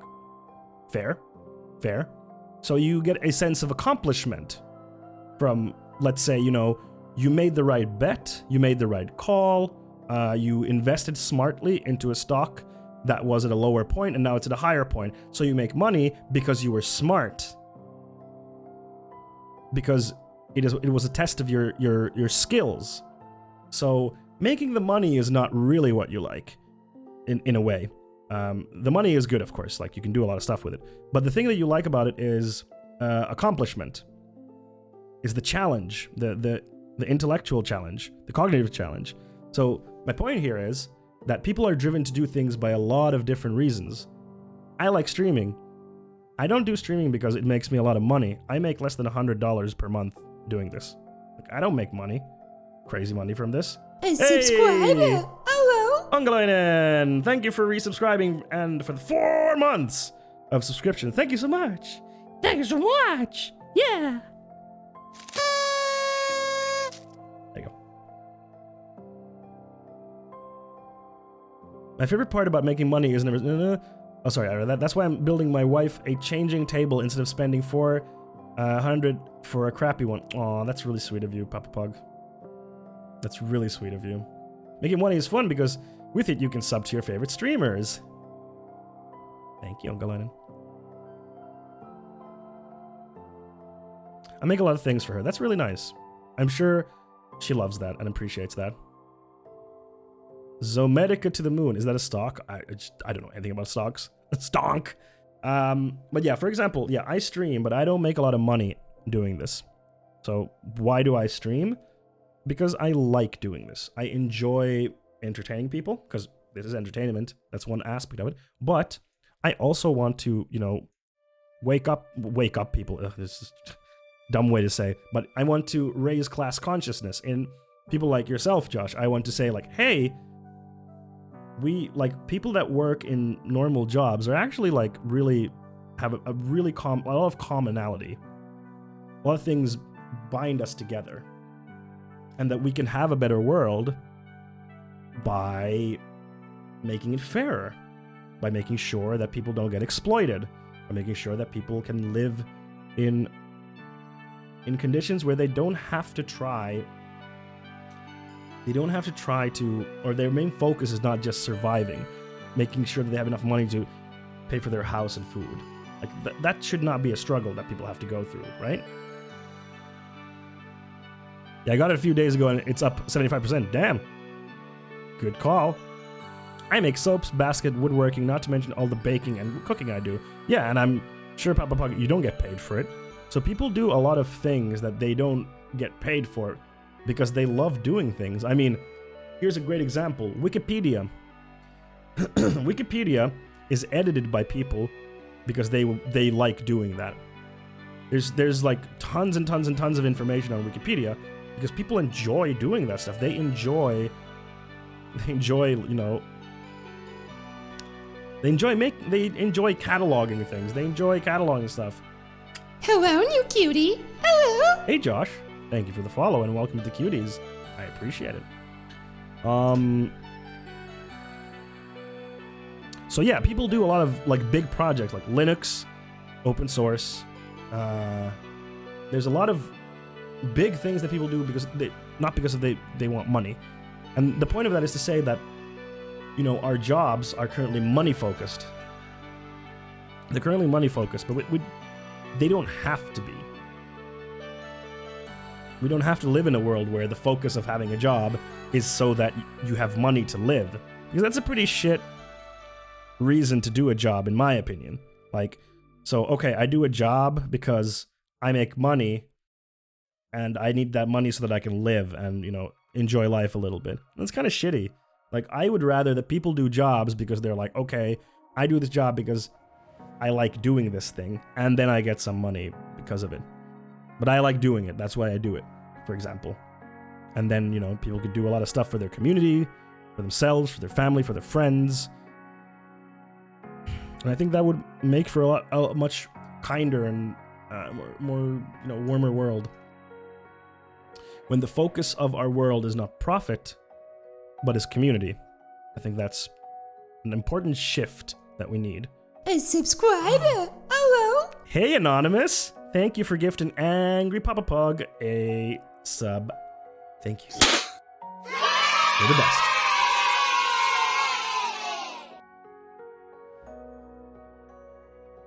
Hello, new cutie. Ooh. Hello. Thank you for the follow, Angry Papa Pug.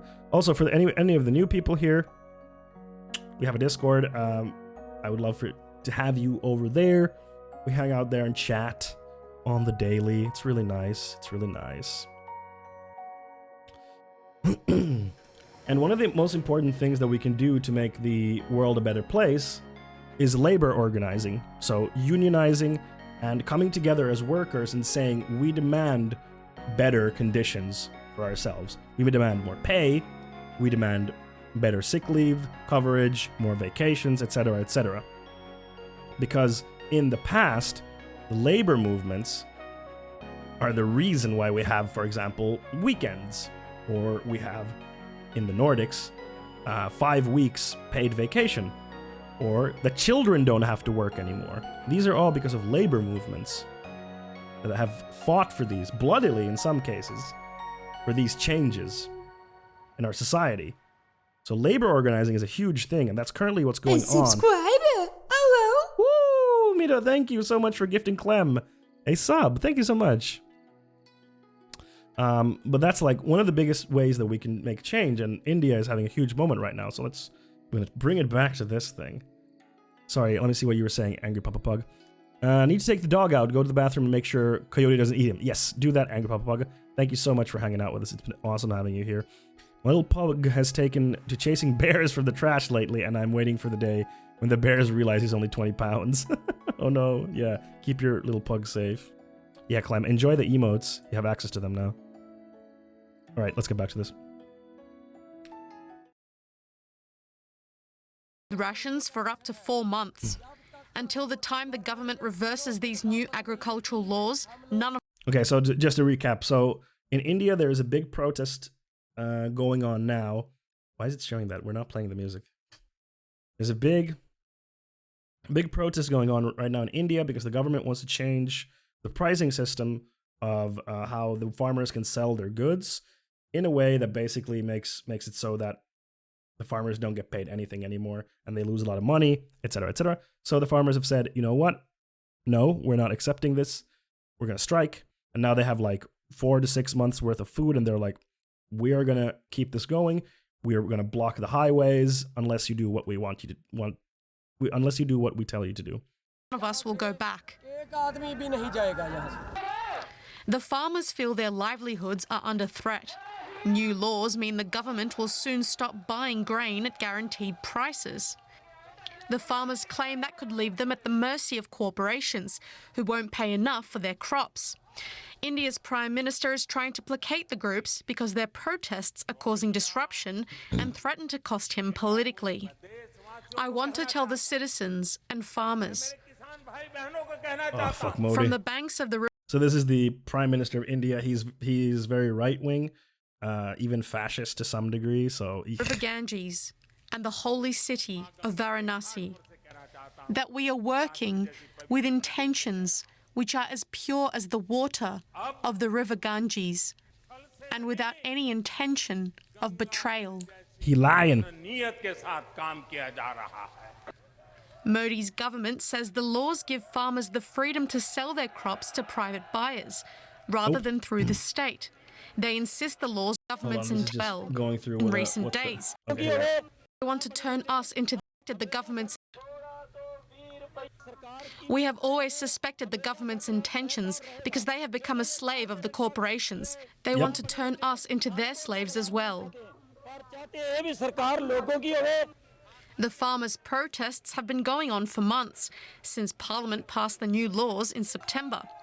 But they only caught the country's attention in recent days, when thousands of farmers clashed with police. Security forces used tear gas and water cannons to prevent protesters from entering Delhi. They were stopped just outside the city. But they're now determined to camp out for the long haul.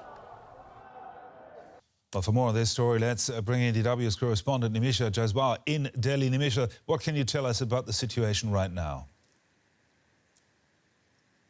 Well, Gerhard, the government has invited farm leaders to talks 2 days before they intended to, citing winter temperatures and the coronavirus at the protest sites. And the farmer leaders have agreed to go this time because the offer of talks is unconditional. But of course, this does not necessarily mean that we have a solution close at hand. This is the third such round of talks between the government and farmers. But the true deadlock is resulting of the fact that the government insists that it will not roll back the laws, that these laws are very beneficial to the farmers, and through talks is trying to convince the farmers about their viewpoint, while farmers insist that they will not stop protesting until all three laws are rolled back completely. Well, what do farmers fear most about these new laws, and are these fears actually justified? Well, Gerhard, it's important to understand what these laws actually propose. One of the major proposals changes how exactly farmers can earn from their crops. So far, they've only been allowed to sell at government-designated and corporates. The MSP is basically a way of providing looking at all the corporates take over, leaving them in the lurch. Talk about the protests. I want to know. Commissioner, you mentioned the government wants to meet farmers' leaders today. Do you think, looking at all this pressure coming from the street, really, are they due to give in to these protests? Well, giving in to the protests right now, Gerhard, entails retracting the laws, rolling back the laws completely. The government has emphatically said that it will not be doing that. So there will have to be some give from either side. Probably if the farmers agree to a new law which emphatically states the guaranteed price that they're missing in the current laws, that may show a way forward. But so far, no backing down from either side. Thank you very much. Nimisha Jaswal for us in Delhi. When was this? Oh, this is really old. This is December. Oh, shit. Let's see. It was like millions protest in India. There we go. Where is it?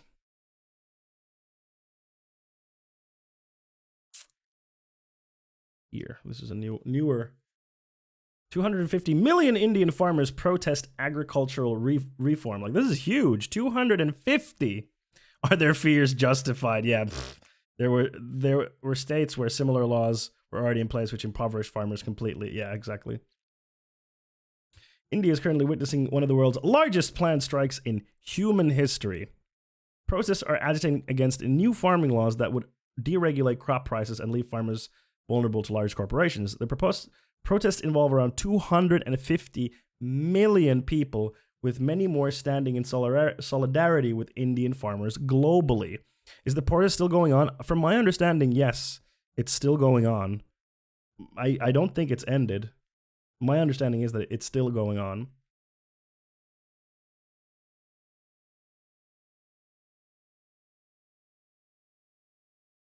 So I hope they get their will. I hope they get their will because, you know, it's important. It's important. All right, let's go to the next thing that I had here. Oops. Nope, we already watched that. Let's go to Ben Shabibo. Let's go to Ben Shabibo. The dingus himself. Bembus Shabibo. Bembus Shabiber. He's going to tell us the truth about Captain Unity Biden. Let's see. Unfortunately, there is no closed captions, so you're going to have to suffer. Policy terms. Remember that time that Joe Biden said he was going to be a moderate? Yeah, that was funny.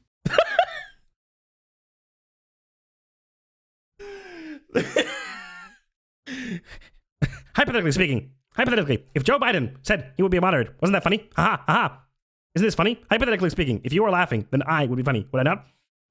It's so, and it's weird listening to Shabibo, because like when he's talking, it feels like it's sped. This isn't sped up, by the way. I haven't sped this up. This is like, I can show you. Look, playback speed, normal. This is what it would sound like if it's sped up. That's fine. Some of us warned you that was not going to happen. Some of us suggested to the so-called never Trump Republicans that you guys who keep saying Joe Biden is going to be a moderate uniter. Nope. No, he's not. He's simply a facade for the radical left. And what has happened? He is a facade for the radical left. All his administration has done so far is issue more executive orders in the first week of any term than any president in American history. Don't I have PP and overheat? those executive orders are filled with things like boys should race in girls' sports. And also, we should make sure that racial equity... Sorry, let's actually watch this. I'm sorry. I'm just memeing. His only skill is talking fast. Yeah, basically. But now because we've listened to him, what about 0.5? Let's try. Maybe it sounds normal. Meanwhile, in policy terms, remember that time that Joe... No, he just sounds drunk, which is basically, if you put anyone at 0.5% speed, they sound like they're drunk. Don't I have PP overheat? I do have. Oh, I wrote it wrong. This is... the H is also... It's this one. When he's speaking, that's what it feels like. PP overheat.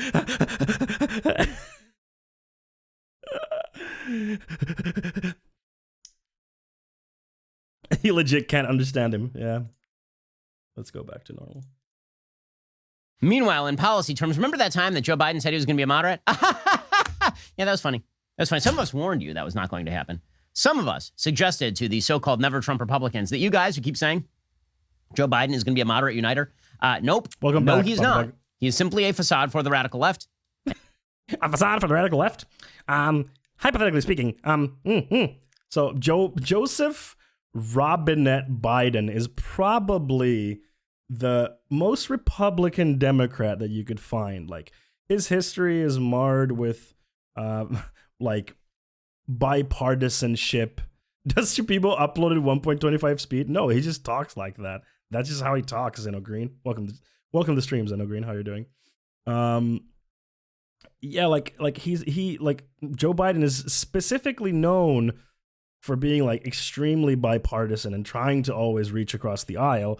And like one of the reasons why he was chosen as Obama's vice president was because, you know, Obama is black and kind of progressive, which he wasn't that progressive. So like, let's take Biden to appease the racists.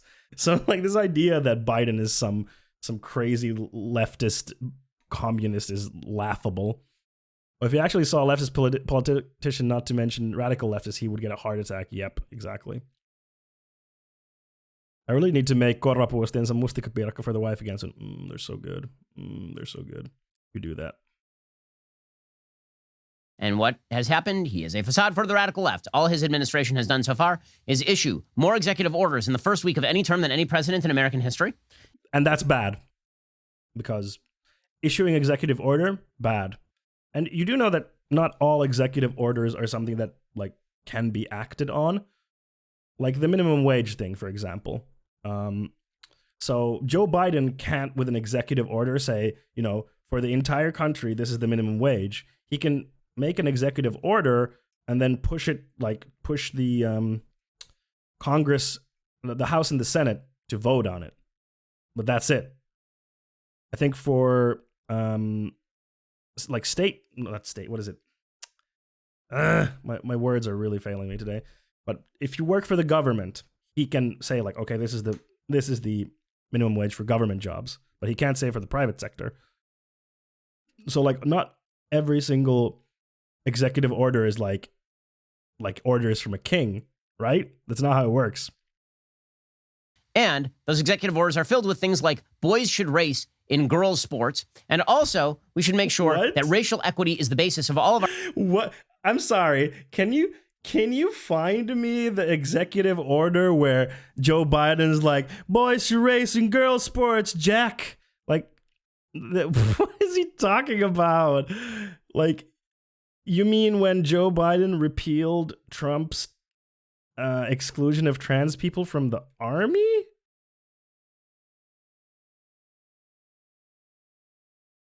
What? Yeah, he reinstated trans protections.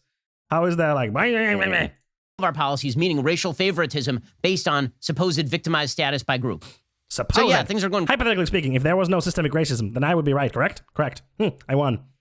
Because like, he's like, supposed victimhood status is like, you know that, you know, like marginalized people have a tougher time getting to the same place as privileged people.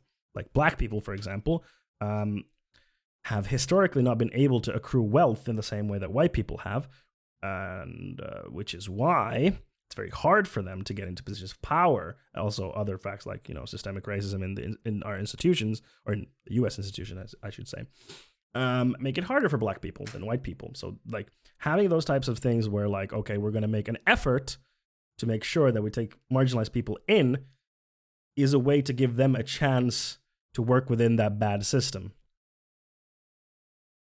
This is incredibly dumb. Great.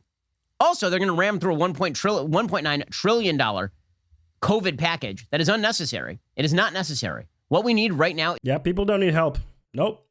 People don't need help during a pandemic. It's unnecessary. People don't need help. They just need to get a job. ...is temporary help for people who are in need. We don't need more aid that is just thrown out the window to people who have jobs, who are currently working. Yeah. We also don't need people to... You have a job? Don't need help. ...be paid more than they were making when they were actually working. That is not something that we require right now. And yet that is exactly what is being proposed by Joe Biden. He's also proposing a raise to $15 minimum wage, which makes no sense federally, because it turns out the states have widely variant styles of living.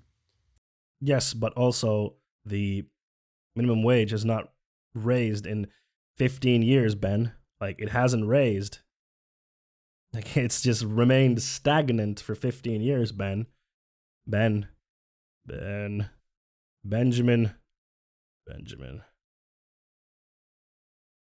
There's a problem here. Ben. $15 goes a long way in Mississippi. It doesn't go halfway in New York. Maybe that's the problem, Ben. Maybe the problem isn't that we shouldn't raise the minimum wage. The problem is that our living standards have risen to a point where, you know, $15 isn't even enough in some places.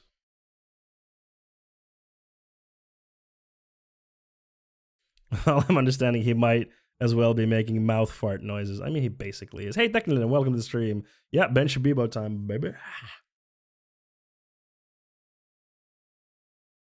The idea of a federal minimum wage is idiocy on its face, especially when it's raised to some exorbitant level that is greater than like 1/3 of all the wage earners in a particular state. In any case, yeah, it's unfair. It's unfair. Hypothetically speaking, it's unfair to give more money to other people because then they would be making more than other people. That's unfair. That's unfair. This is the trolley example. It's unfair to make the trolley turn so that it won't hit anyone because the people that the trolley has already killed. That would be unfair. Is the video sped up? No, it's normal speed. Normal. He's married. I couldn't imagine being his wife. Yeah, he made. So when the song "Wet Ass Pussy" came out, or "Wet Ass P Word," as Ben Shabibo put it, when it came out, he was like, "This is disgusting. This is a bad song." And then he was like, "If your pussy is that wet and there's something wrong with you, my wife is a doctor, and she told me that if your pussy is wet, that's bad." He did this amazing self-own where he basically admitted that, you know, he's never pleasured his wife to an extent where his wife has a wet ass P word. Bucket in a no, it's the Sahara Desert for Ben. His cousin hates him. Yeah, I'm just not surprised. He's also extremely homophobic, extremely transphobic, you know, all kinds of fun stuff. Yeah, exactly. Democrats, they could have come up with a compromise deal here. In fact, 10 Republicans headed on over to the White House to talk with Joe Biden. No, I don't think it's sped up. Like you were talking about the pen thing. I think he's just like a really jittery person. Like he's just really jittery because he's like, I hope she has a nice. Oh, I do that to my wife just by baking. Wait, Mito, you hope. Oh, no, I thought you were saying, Mito, that you hope that angry Papa Pug's wife has a nice boyfriend, but then I realized you were talking about Ben Shapiro's wife. Democrats headed on over. Democrats were meeting with Republicans. It was all supposed to be happy bipartisanship. Susan Collins led the way, the senator from Maine, and she was super happy to talk with Joe Biden. It was a very good exchange of views. I wouldn't say that we... By the way, this bipartisanship stuff, it's for the birds. Like, who cares? It's for the birds. You think Ben Shapiro, if the Republicans had won the presidential seat and won the House now, and they would have majority, you think he'd be saying like, we need to be bipartisan? No, he would say, shut the fuck up. You won. We're doing whatever the fuck we want. We have the majority. Shut the fuck up. I don't care what you're saying. Cry more, libs. That's what he would be saying. Now he's crying because they lost and now they can't do what they want. So he's like, they don't actually want to do bipartisanship. They're liars. And it's like, no, shut up. Fuck you. If you don't like what they're doing, then fuck you and bend the knee. This may be a shit take, but like Ben Shapiro really helps with my voice dysphoria. Hey, there you go. There you go. Yeah, there was that Ben made that tweet about something about manliness and like what a real man is, and then Hassan Piker, another streamer on Twitch, and he's really tall and like big framed, like he's like very manly in that sense, and he was like, Ben, if both you and me can be considered a man, then I don't think you should be shaming manliness or something like that. It was a really good own from Hassan. Together on a package tonight. No one expected that in a 2-hour meeting. But what we did agree to do is to follow up and talk further. I think it was an excellent meeting, and we're very appreciative that as his first official meeting in the Oval Office, the president chose to spend so much time with us. Oh, well, I mean, I'm glad that Susan Collins is feeling super flattered by spending time with Joe Biden. I mean, like, that's the best. It's when they spend time and they play, like, D&D. So and it's just fantastic, right? They sit there, they play board games, they have a cup of tea. Meanwhile, Nancy Pelosi and Chuck Schumer are just going to ram through this bill. They're just going to ram it through. Yeah. Yeah, suck on it. You don't have majority. Suck on it, Ben. You don't have majority. Sucks to suck. Sucks to suck, Ben. He's so angry, like, we didn't win and now we can't do what we want. Because like if the Republicans had won, he wouldn't be like, oh, we need to do bipartisanship and we need to reach across the aisle, you know, to build bridges. No, he wouldn't be saying that. He would say, we're gonna do what we want. You are idiots. Fuck you. According to the Daily Wire, Senate Majority Leader Chuck Schumer and House Speaker Nancy Pelosi introduced a joint resolution on Monday afternoon that will allow them to pass President Joe Biden's coronavirus stimulus package without needing support from the Republican Party. Introduction of the joint budget resolution is the first step to potentially enacting a budget reconciliation bill, one legislative tool available to Congress to quickly pass bipartisan COVID relief legislation, said a joint statement from the two Democratic leaders. The resolution outlines the reconciliation instructions for each House and Senate committee or how much funding can be spent in their jurisdictions. Congress has the responsibility to quickly deliver immediate comprehensive relief to the American people hurting from COVID-19. The cost of inaction is high and growing. The time for Yeah, Ben, the whole point, like, oh my God. The reason why they're doing this quickly is because the virus doesn't sleep, Ben. It's not like the virus just like, I'm just going to wait for you to figure this stuff out, the whole COVID relief pack, and then I'll attack. Like, the virus doesn't wait. They have to do this quickly, Ben. They have to decide on the package quickly and do things quickly because, unless you haven't noticed, Ben, 400,000 people have died because of the coronavirus in the United States. Like, something needs to get done. Decisive action is now. Remember, it was Democrats who were holding this thing up while Trump was president. And they're holding it. Excuse me? The Democrats? The Democrats were the one who were holding the COVID support. Pretty sure it was the Republicans that did that. Because I'm pretty sure Trump himself said, no. The 600 is not enough. You need to do more. Trump specifically said, and then Nancy Pelosi was like, hey, we want to do more, but these fucking Republicans won't do it with us. Like, Nancy Pelosi specifically said, like, she was so frustrated. She was saying, like, hey, we want to do more, but Republicans aren't playing ball. So what the fuck can we do? Because they were the minority. It up before the election for months, even though there was a bipartisan deal in place. They rejected a big bipartisan deal in order to literally hold it up until after the election. Nancy Pelosi admitted that. But now is the time to make sure this gets done, and we're just going to ram this thing through. So while Susan Collins is doing happy talk with... He's so mad. He's so mad that the Republicans don't have majority. He's crying about this bipartisanship bullshit. He doesn't care about bipartisanship. Like, Ben doesn't care about bipartisanship for one fucking second. Like... If the tables were flipped, I just have to repeat this. If the tables were flipped, he would not be talking about bipartisanship for 1 second. He would say, sucks to suck, we're the majority, eat shit, we're going to do what we want. And we don't care about the Democrats. Because the Republicans don't care about the Democrats. The Republicans care about winning. And that's what they care about. They really care about winning. And they just say, fuck you. They're gonna say, fuck you, we're gonna have a QAnon supporter, 2 QAnon supporters in our group, and we're gonna all vote for no to fucking expel Marjorie Taylor Greene, a person who suggested that Jewish space lasers were the result of the California wildfires. Joe Biden.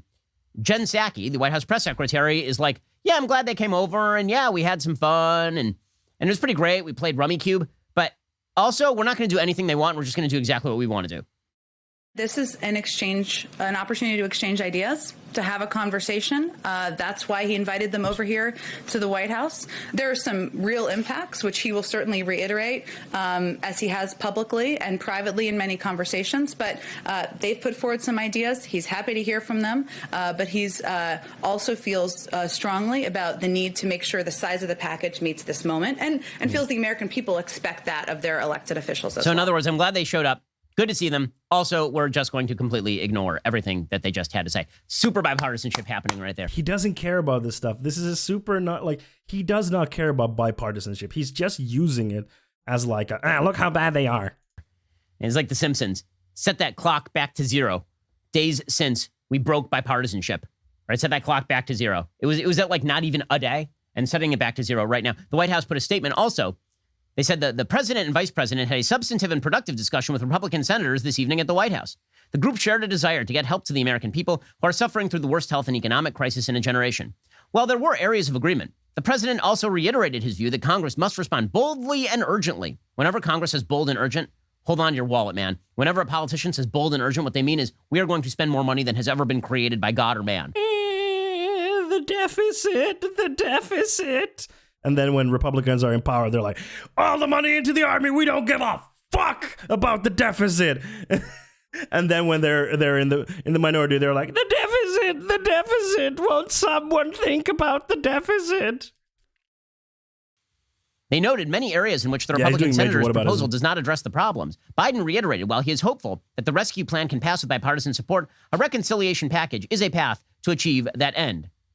The president also made clear that the American Rescue Plan was carefully designed to meet the stakes of the moment. Any changes in it cannot leave the nation short of its pressing needs. So in other words, thanks so much for stopping by. It's been fun. Also, we're going to completely ignore everything you have to say. Captain Unity, unitying it up over there. I mean, like, super lots of unity happening inside the Democratic Party. So, hey, if the Republican Party can't fucking play ball, then sucks to suck. Here's what we've gotten in the age of unity, the new golden era so far. We've gotten, if you don't vote to convict Trump in the impeachment trial, this means that you are in league with the January 6th rioters, that if you believe that Marjorie Taylor Greene is a nut job and a crazy person, but also you can't expel her from Congress for stuff that she said before the election, that... What? That's why we have an election process in the United States, that if you actually... No, the election process doesn't vet people of like, hey, is this person like fit? Believe that, you can remove it from committees and stuff. That makes you the party of Marjorie Taylor Greene. And also, if you want to cut a deal on stimulus, if you want to cut a deal on COVID relief, like right now, and you've wanted to for months, but it's not Joe Biden's deal, we're just going to ignore you. So super unity happening right now. Sucks to suck. Sucks to suck, Ben. Also, like, if your party has Nazis in it, hypothetical, if you have a party and there's like 10 Nazis in your party, and you're like, yeah, we're not going to really do anything about the Nazis, now you have a Nazi party. Congratulations. There's an old proverb. If there are 10 people sitting at a table and one Nazi, there are 11 Nazis sitting at the table. If you allow someone like Marjorie Taylor Greene to be in your party and be like, Jewish space lasers, QAnon, storm the Capitol, then, and you're like, yeah, we're okay with that, then you condone that, and that is your party. That's how it works. Loving the unity, feeling the unity, there's no unity. Yeah. I hope you enjoyed that. I did not enjoy that, Ben. Oh no, I don't even want to watch that.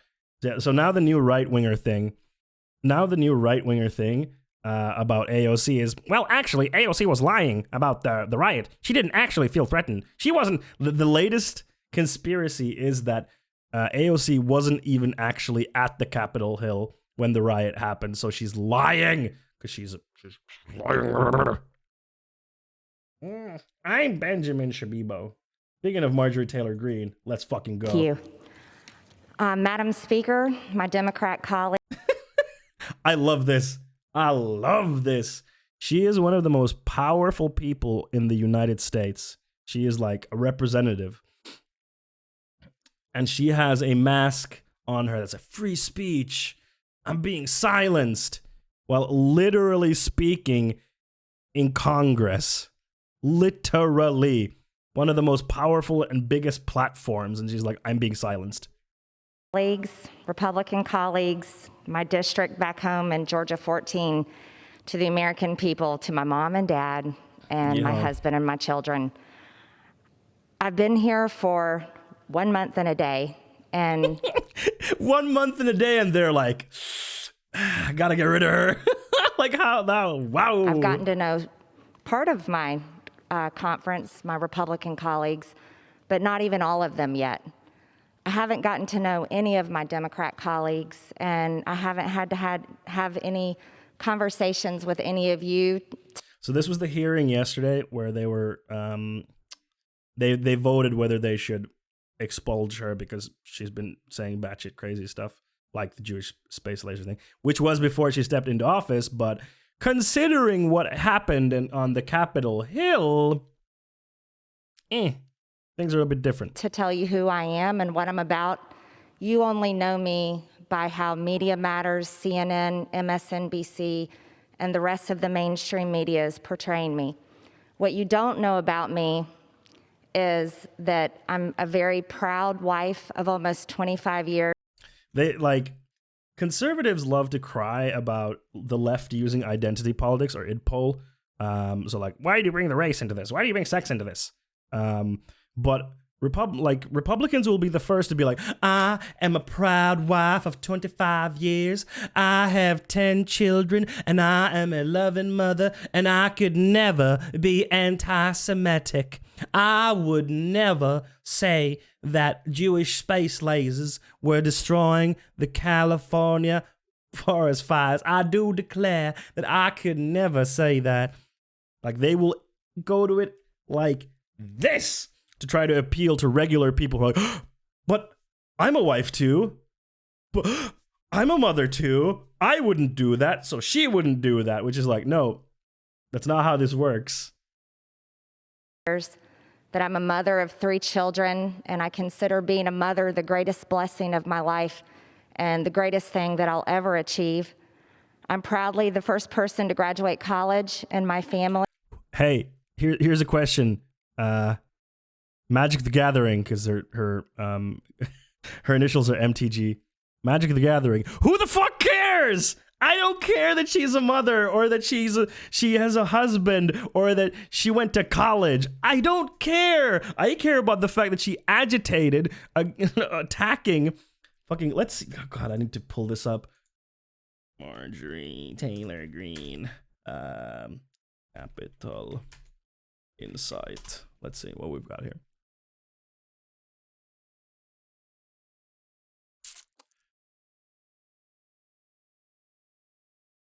Ooh, she lost her committee assignments. Hell yeah.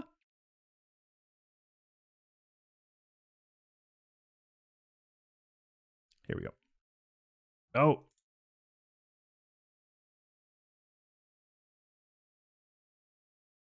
Yeah, here. This is what she said. President Trump will remain in office, Green wrote on Tuesday.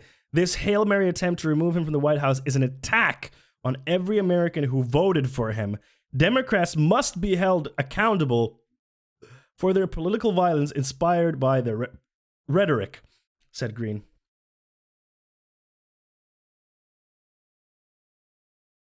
Yeah, so Marjorie Taylor Greene tweeted that Democrats must be held accountable for winning an election. Normal shit, you know. Normal shit, and then a normal mother from wherever she is would say. Normal shit, you know? Normal shit. Making my parents very happy and proud. Do that. I'm also a very successful business owner.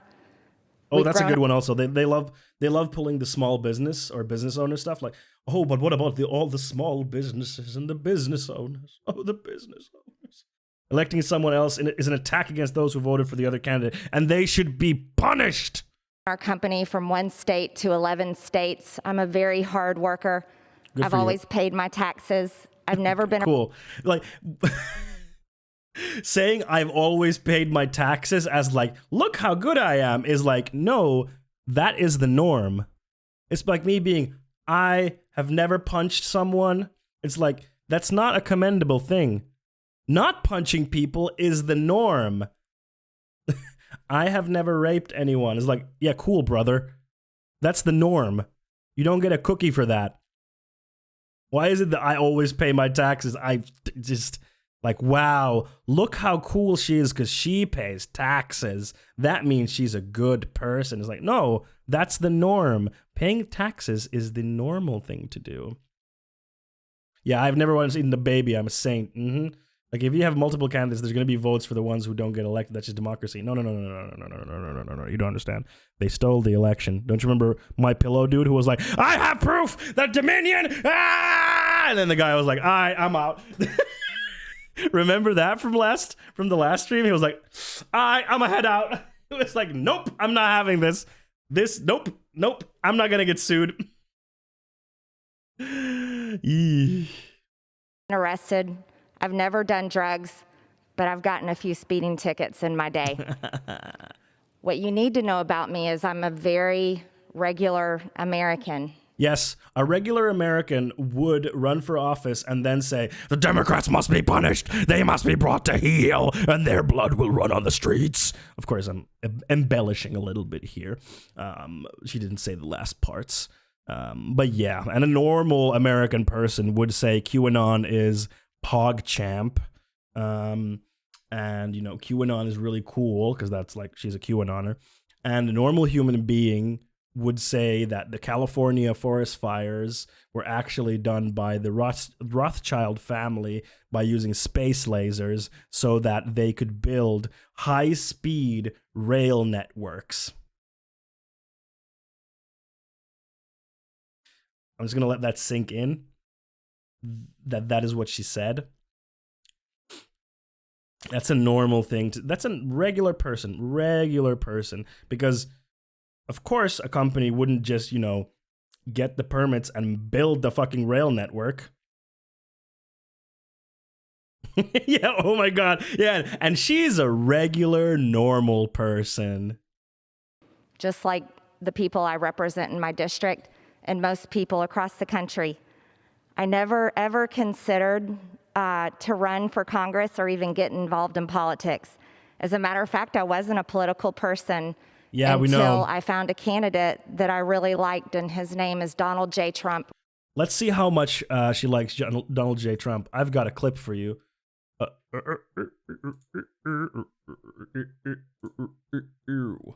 I have a clip for you about how much she likes Donaldo J. Trump. Bronaldo. Hold on. There we go. And then I gotta do one more thing. I always do this. I just love this guy so much.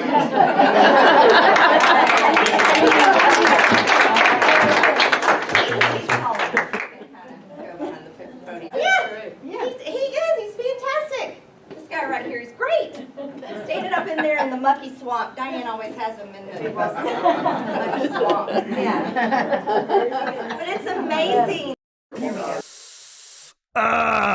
Donald J. Trump. Someone I really believe in.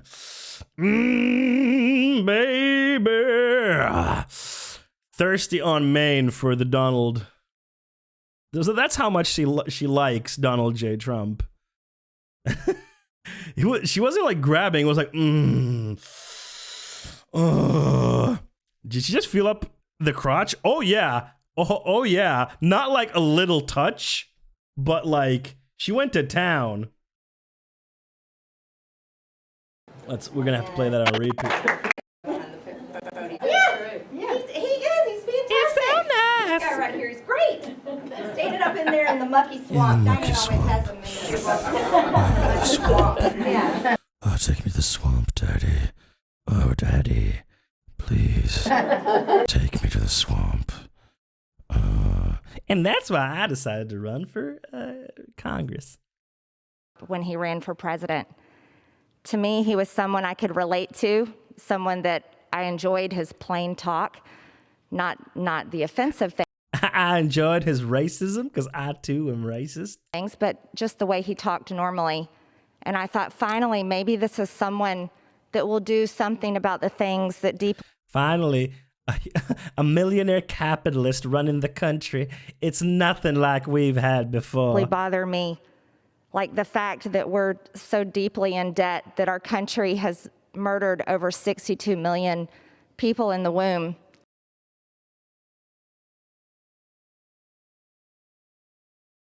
Cool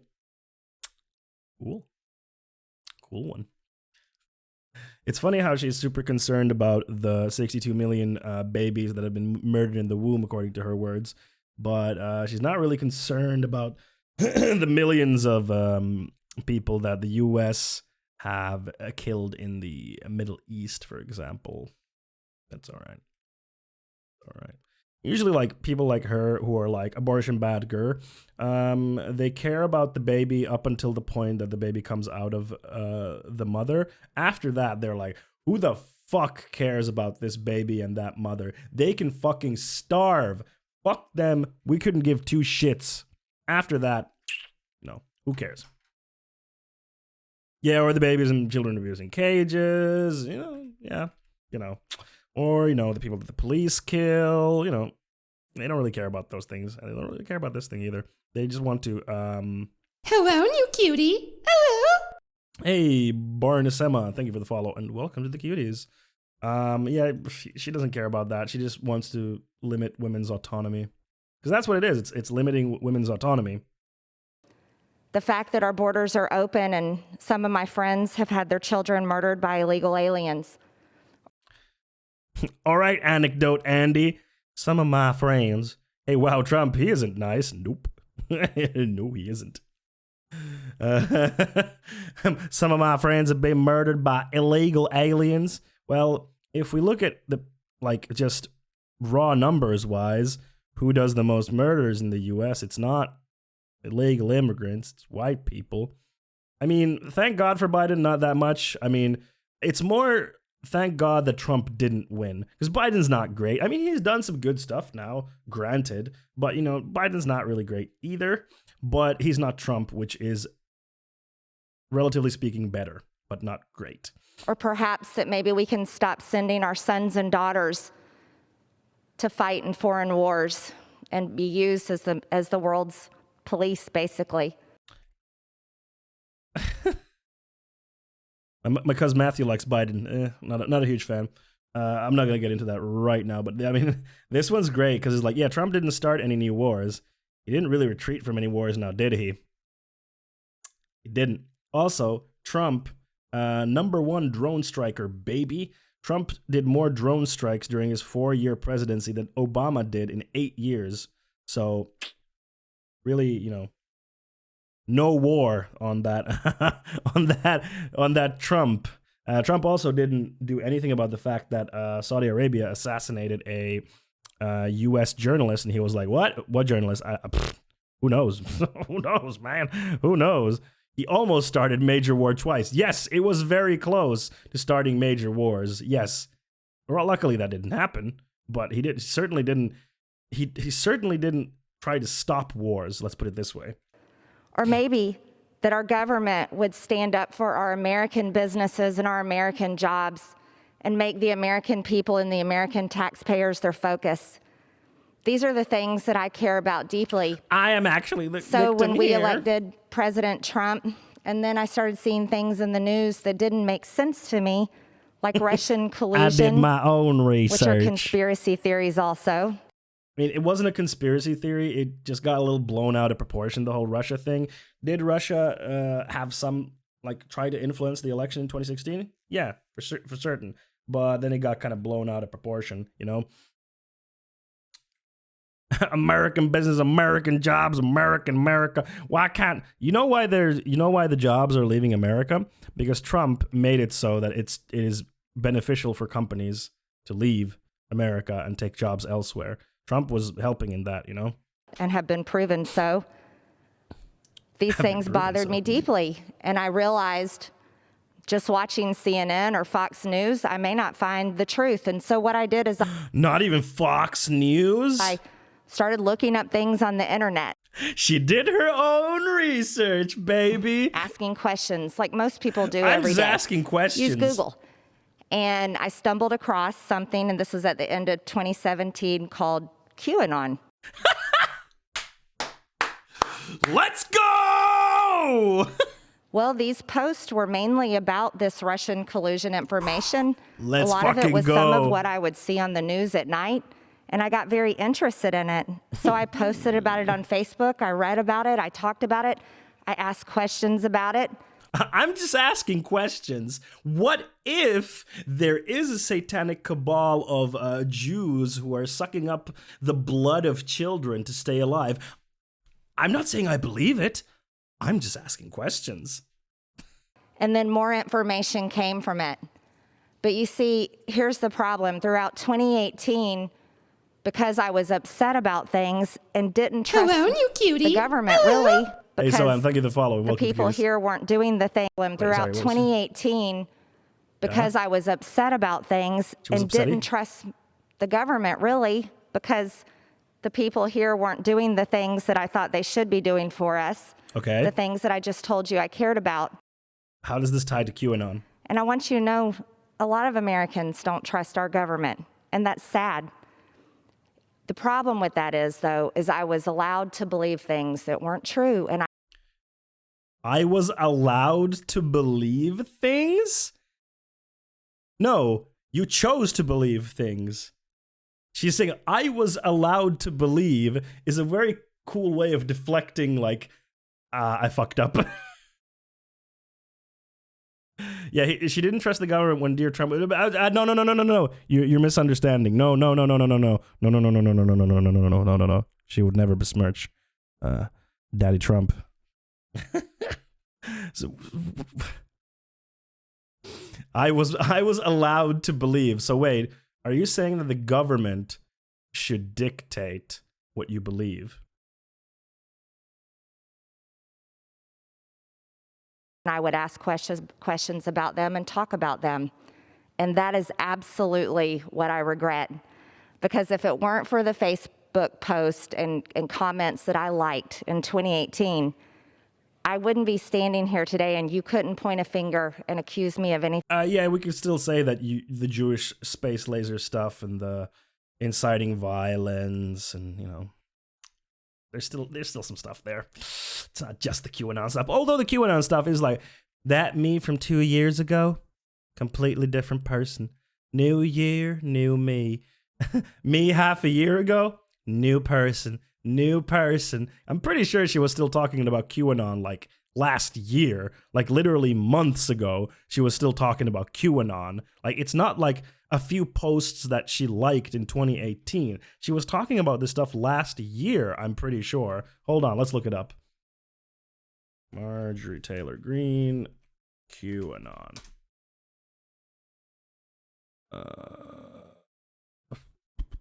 These are all like recent. Let's see, QAnon 2020.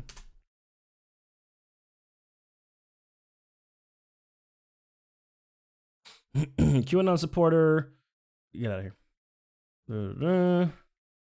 Statements. The future congresswoman has faced national scrutiny for racist and bigoted statements. Let's see where that goes.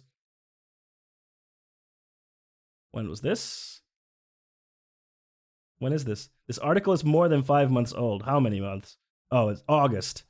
Marjorie Taylor Greene, a businesswoman who expressed racist views and supports far-right conspiracy theories, has won amassed tens of those followers.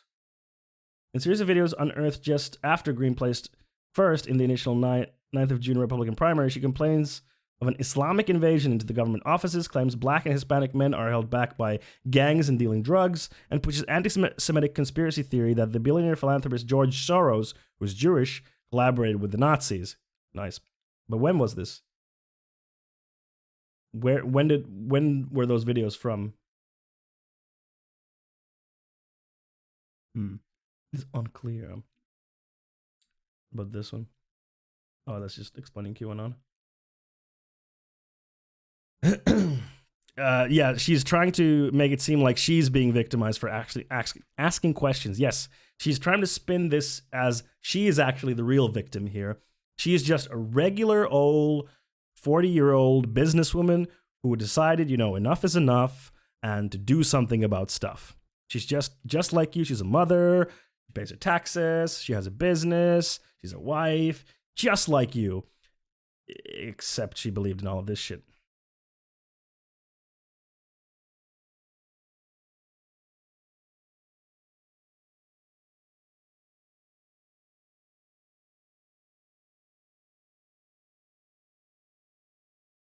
No! Go away.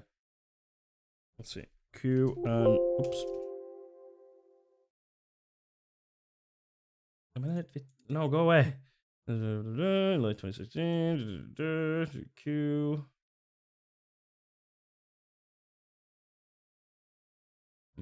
Anything here? Anyway. It seemed like she was still pushing the QAnon stuff last year, but I can't verify that.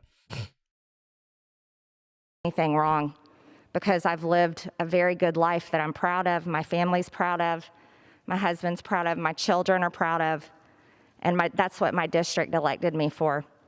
So later in 2018, when I started finding misinformation, lies, things that were not true in these QAnon posts, I stopped believing it.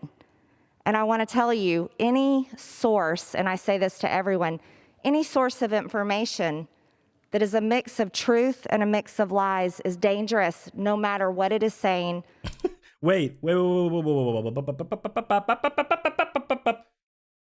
Roll that back. She didn't say QAnon is wrong. Did you notice this?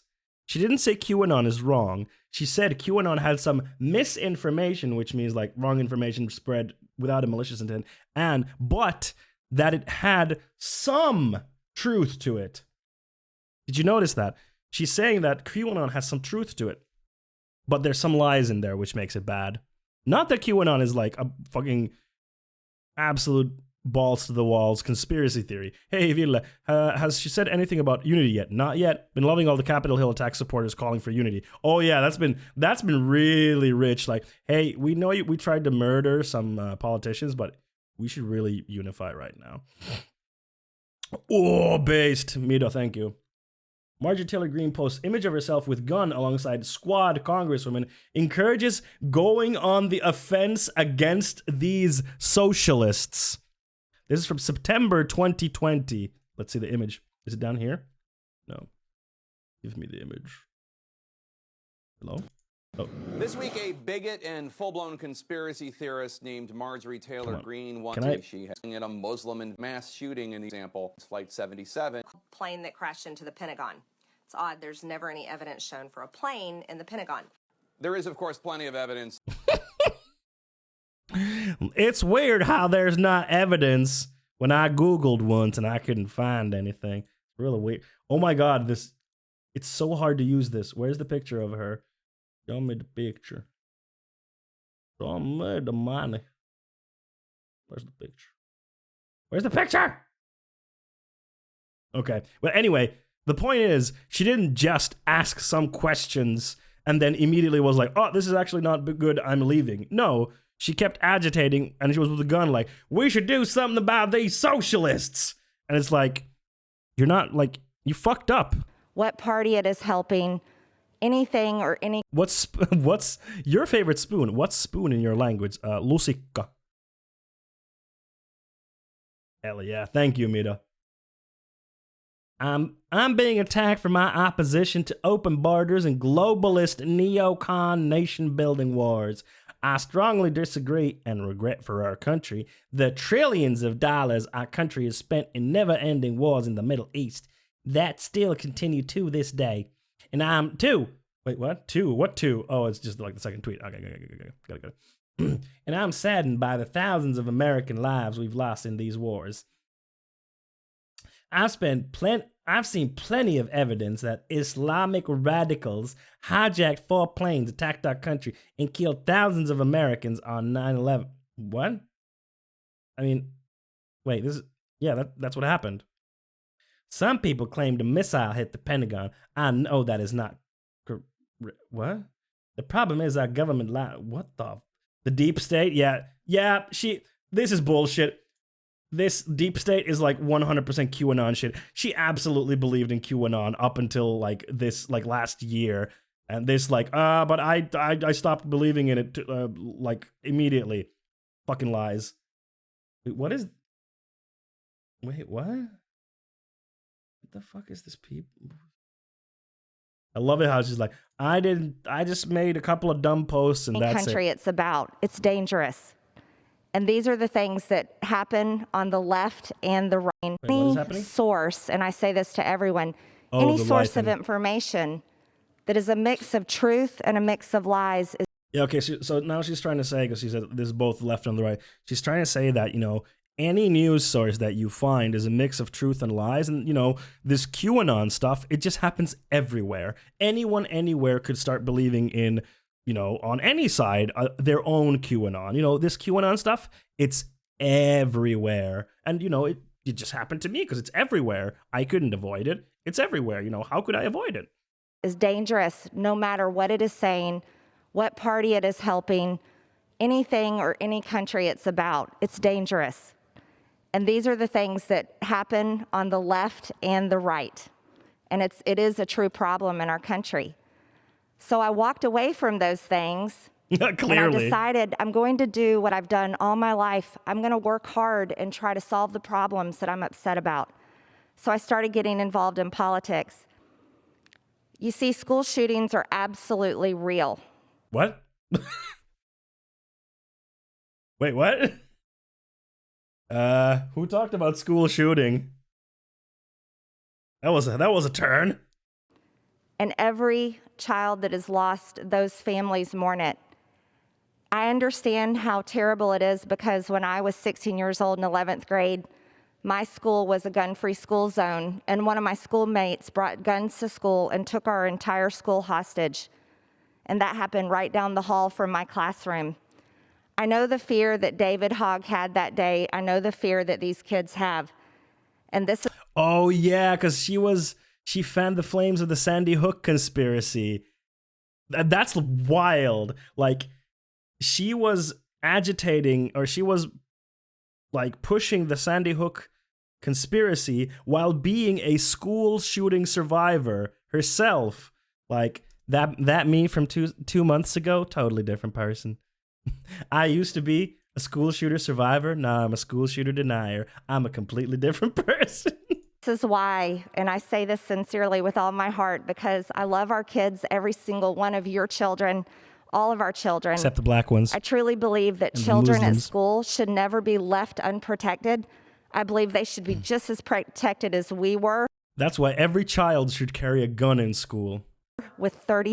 Oh yeah, her language is super deliberate. This has been very carefully put together. 30,000 National Guardsmen. Our children are our future, and they're our most precious resource. I also want to tell you 9/11 absolutely happened. Yo, imagine you have to go in front of fucking Congress, or is the House? I never remember these names. The U.S. You have to go in front and be like, yes, 9/11 did happen. Like, imagine, like come on.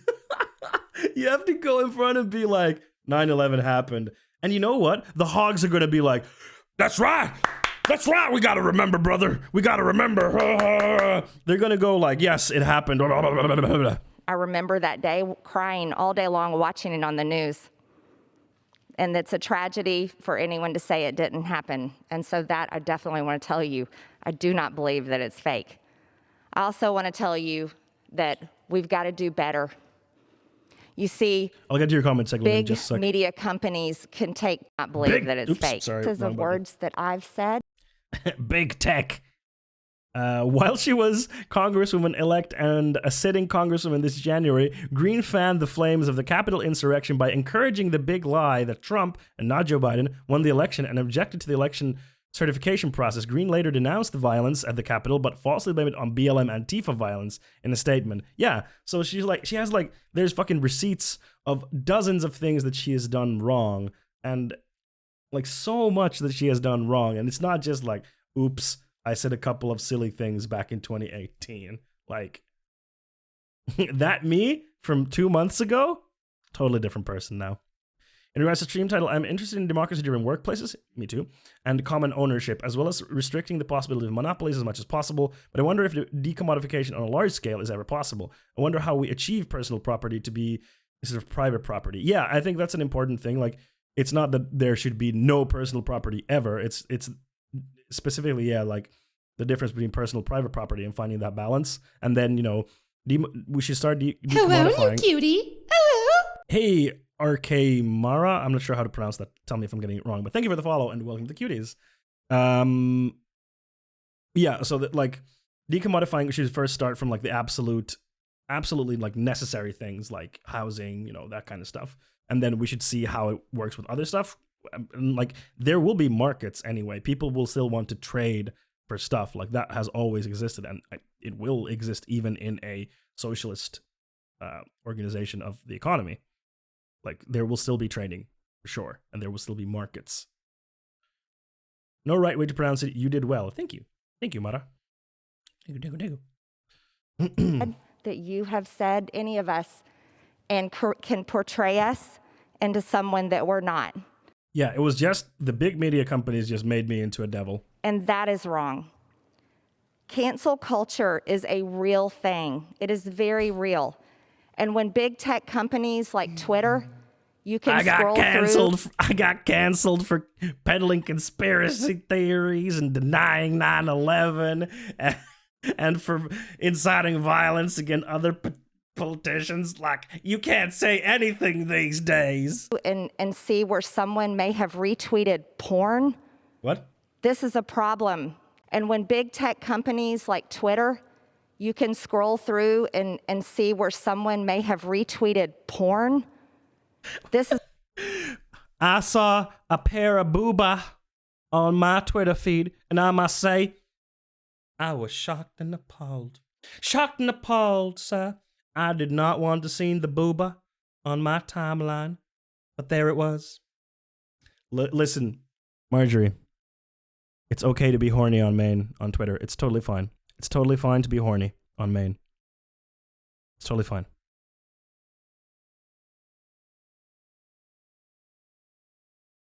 Yeah, Twitter has always had not safe for work content. Exactly. Yeah. It's like there was porn on Twitter. That's the real problem. And yeah, Ted Cruz was horny on Maine. The Pope has been horny on Maine. The Pope has been horny on Maine. Like his account has liked like not safe for work, a model. I got canceled for racism, but someone retweeted porn. They should be canceled. I don't fucking know where this is going. This is a problem. This is a terrible, terrible thing. But yet, when I say that I absolutely believe with all my heart that God's creation is He created them male and female, and that should not be denied, when I am censored for saying those type of things.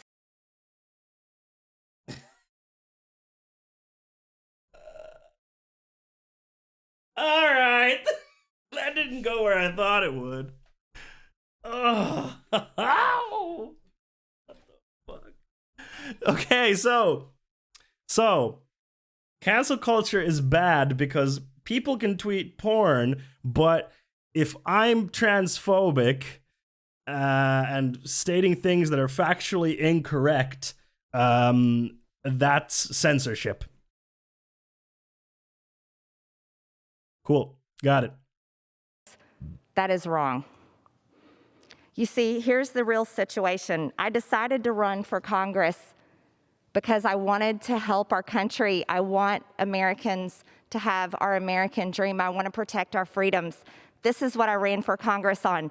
I never once said during my entire campaign, QAnon. I never once said any of the things that I am being. I was not on camera saying these things. Would transphobic porn cancel itself out then because transphobia good but porn bad? Accused of today during my campaign. I never said any of these things since I have been elected for Congress. Since before that, you don't want to see my texts.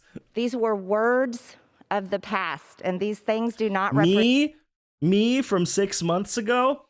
I'm a totally different person. Me from last month, totally different person. Me from 2 hours ago, don't know her. I'm a totally different person now. Me when I was a school shooter survivor, totally different. I deny that shit now. Represent me. They do not represent my district, and they do not represent my values. Here's what I can tell you. Ooh. I am beyond grateful for this. Is this in Congress? Yes, this was in Congress because they were voting on whether she should be expelled from Congress because she said some really, really unhinged shit. I wish I was censored to speak in Congress to all of USA. Yep, but no, I can't get myself censored, so I have to do with Twitch. Yeah, she was so censored that she's speaking in one of the most powerful platforms in this world. Yes, Perry, welcome. How's it going? Yeah, she's so censored. She's been censored. This opportunity, and I'll tell you why. I believe in God with all my heart, and I'm so grateful to be humbled, to be reminded that I'm a sinner and that Jesus died on the cross to forgive me for my sins. And this is something that I absolutely rejoice in today. You know what? You know what would be funny? If, like, this same thing, let's say the same thing was happening to Ilhan Omar, like, let's say Ilhan Omar had like said some fucking wacky shit and she was here explaining herself and she was like, you know what? I believe in Allah with all my heart and I think that the Prophet Muhammad like walked the earth and cleansed us of our sins. Do you know the shitstorm that would happen? Because she was like, I believe in Allah and Allah is great and all, like she would say that. The right would be like, she's a terrorist. She's a Muslim terrorist. She's gonna bomb us all. But no, she can be like, I believe God in all my heart. It's like, hell yeah, brother. Hell yeah. It's going nice. Wrote a verse last night. Noise. Banger. Wrote a verse today. More bangerer. You either use more banger or bangerer. See, in English, if it has the suffix implying it's greater or the best, you don't put more. But hey, that's really good. I'm really happy for you. I'm really happy for you. Bangerangerer? Yes. God has nothing to do with government, and being Christian doesn't make you a good person. Yeah, but unfortunately, for a lot of American Christians, just being Christian is enough. They focus on the aesthetics. So if you just say God, God, God, God, Jesus, Jesus, Jesus, I believe in God, Jesus best, for a lot of Christians, that's enough. They care about the aesthetics more than the actual substance. They just care about, like, if you say the right words, then you're a good Christian. To tell you all, and I think it's important for all of us to remember, none of us are perfect. None of us are. Chat. None of us are perfect. Who here hasn't? How long is that? Okay, let's put that on. Hold on. I need a timer. I'm gonna put that timer. Yeah, that's good. How many of us here, chat, haven't been? Is it 10 minutes? God damn. Which one's the 10-minute one? Yeah, that was. Which one of us here, chat, hasn't spewed racist conspiracy theories and incited violence against other politicians? Who of us hasn't? We've all made mistakes, chat. None of us can even come close to earning our way into heaven just by our acts and our works. But it's only through the grace of God. All right, and this then. is why I will tell you, as a member of this Congress, the 117th Congress, I'm a passionate person. I'm a competitor. Yeah, passionately racist. I'm a fighter. I will work with you for good things for the people of this country. But the things I will not stand for is abortion. I think it's... Why? Why? Why is she doing this? I don't understand. I don't get it. Why is she? But the one thing I won't stand for, abortion. I almost had 10K points last stream, but finally, and suits this so well. Thank you. Thank you, Esper. This is such a wild ride, this vid, truly. Like what? Good for who is the question. It's the worst thing this country has ever committed. Abortion's the worst thing this country has ever done.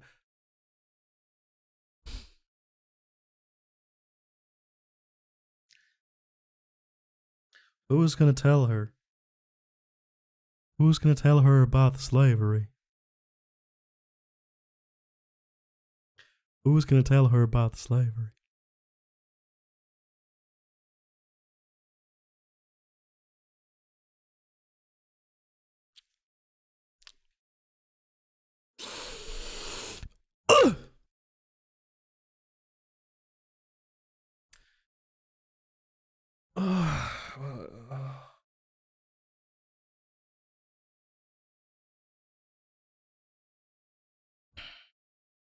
And if we are to say in God we trust, how do we murder God's creation in the womb? It's funny how she's so concerned about God's creation in the womb when she couldn't give two shits about drone strikes killing Muslim people in the Middle East. She's like, who cares? Muslim who? I don't know her. Another thing I will say to this body is I want to work with all of you for our people. It should be America first. Except the ones that I think should be killed because they're socialists. First, always. Always. And there's nothing wrong with that. And if this Congress is to tolerate members that condone riots that have hurt American people, attacked police officers, occupied federal property, burned businesses and cities, but yet wants to condemn me and crucify me in the public square. I'm being crucified. This is just like George Orwell, 1959. It's just like his book, Animal Crossing. It's just like that, chat. It's exactly like that, Bobby. For words that I said and I regret a few years ago, then I think we are in a real big problem, a very big problem. Please mention abortion one more time. What shall we do as Americans? Shall we stay divided like this? Will we allow the media that is just as guilty as QAnon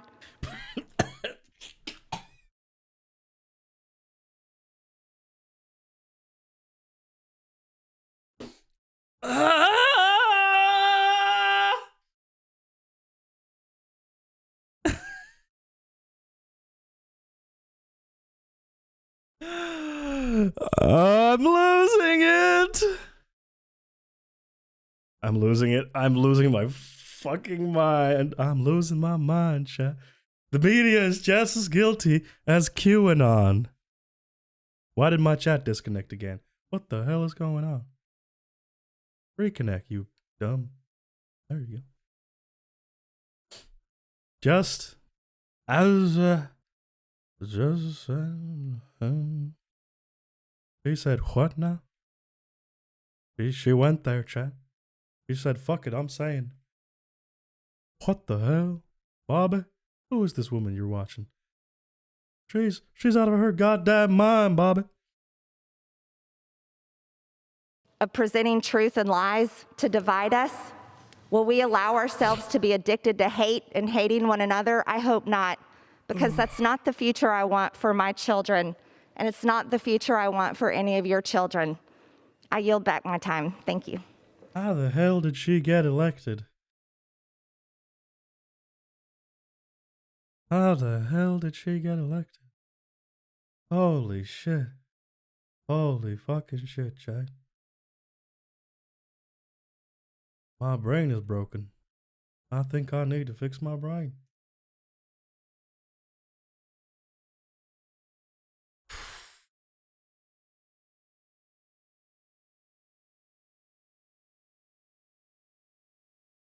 Brain ever? Your brain? Hey, you know how you can fix my brain? You can go to patreon.com and support me there. I'm just kidding. If you want to support me on Patreon, that would be great. You don't have to. I had to do it. Good combo there. That was a good combo. Nice. Thank you for the 1 bit.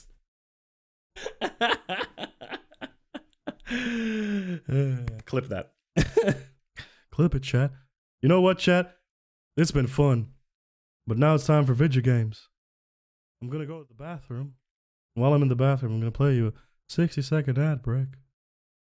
I'm going to play you a 60-second ad break. If you don't want to get ads on this channel, you can subscribe. Or you can use your Twitch Prime to do it for free. Subscribe for free, chat.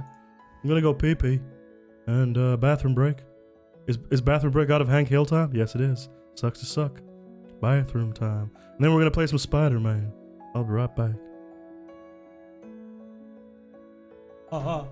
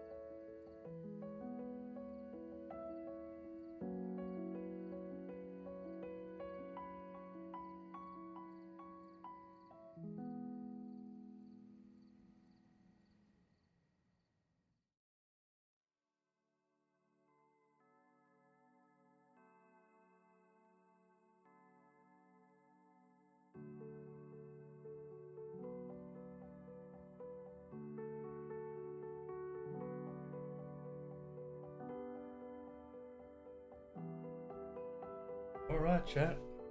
I'm back. Oh shit! Did you do some? Were there groovers in chat? Groovers in chat. This is capitalism. I use my well-earned points for 10 solid minutes of handcale. Well, unfortunately, this isn't capitalism. This is a monarchy. I do hear what I want, and you just have to suck on it. So sucks to suck.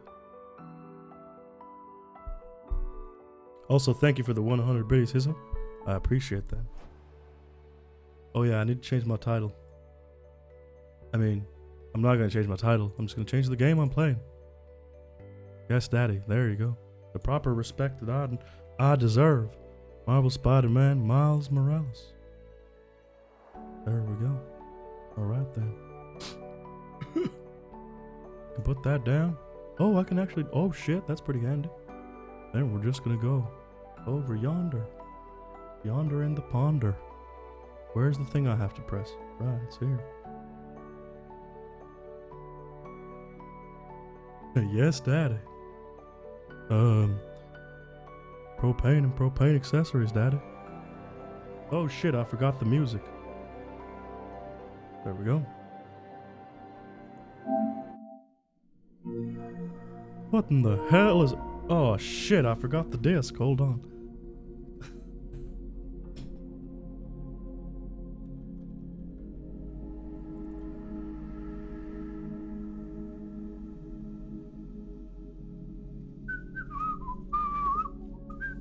I love you too, Chad.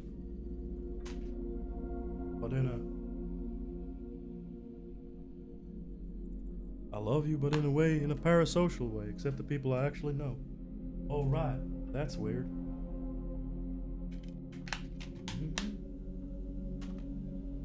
All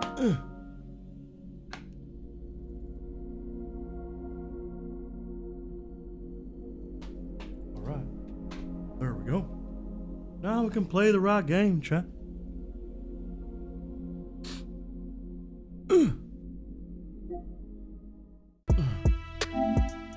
Unfortunately, I found out the music in this game is DMCA-able. Ain't that some shit? Don't go on left Twitter. Worst mistake in my life. What? What's going on in left Twitter?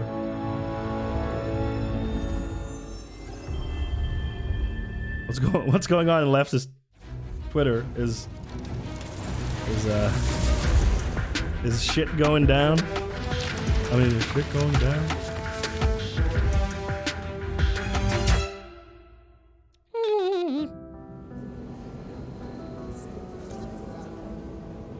Probably communism, I don't know. The problem with leftist Twitter is that everyone's always fighting.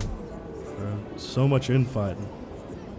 People are weird about AOC. Yeah, some leftists are. What the hell were we doing? Hello, my name is Milliam Miles Manners. What are the buttons? Yeah, that's the buttons. Today I have the honor of welcoming Roxxon Energy's head of R&D. Like saying she's lying about the... No, but leftists aren't saying that. Simon Krieger. Mr. Krieger, you've been out promoting the benefits of your new form reactor, the first of which is set to open in Harlem soon. Yet, you've had some critics. Well, first off, Jonah, let me say what an honor and a pleasure it is to be on your show. Oh, well, I'm blushing. No. And yeah, you're right. We've I found had it, some Chad. resistance, most notably from Rio Morales, who looks to be a new city council member in the upcoming special election. I think it's just the right wingers that are saying that she didn't actually. She's smart. She's a great role model for young women. What do I need to do? What's this? Reversal challenge. All right. What's this? Robber. Nah, I can't. I don't want to do that. Let's just go. What's this infinity thing? Roxxon Lab. I'm just gonna do the main mission. But I think she's putting her energy in the wrong place. Our new form reactors will make this a better city, a better home. Oh, Peter Coffin.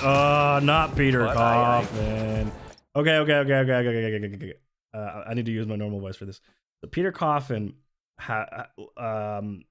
Peter Coffin has gone super weird in the last like half a year. Like they used to have some like good, like really good takes on like leftist stuff, but they've gone into like a really, really weird stuff. Like, don't follow Peter Coffin. Peter Coffin is absolutely dog shit right now on Twitter. Like they used to be like pretty like okay on some stuff, but now they're just Yes, some people just have a hard time with change. And they definitely don't represent like the majority of leftists' views. But back to my Hank Hill voice. You and the horse you rode in on. Well, okay, I admire your conviction. You're a man who's not afraid to pay a fine in order to make your point. I did? What do you mean? Jared, Oh yeah, I did. how Okay, much? yeah. Do your editing thing, quick! So here is my theory. My theory is that because it looks like Peter and their ex-wife, now I think Ashley, divorced. Because I follow Ashley on Twitter because she's a really funny memer and also she's insanely hot. Fuck it, I'm not afraid to admit it. And yeah, following her stuff, what's been going on, it definitely seems like they got divorced and broke up. At a donation stand. Wait, what's going on? Oh shit, hold on. Seriously?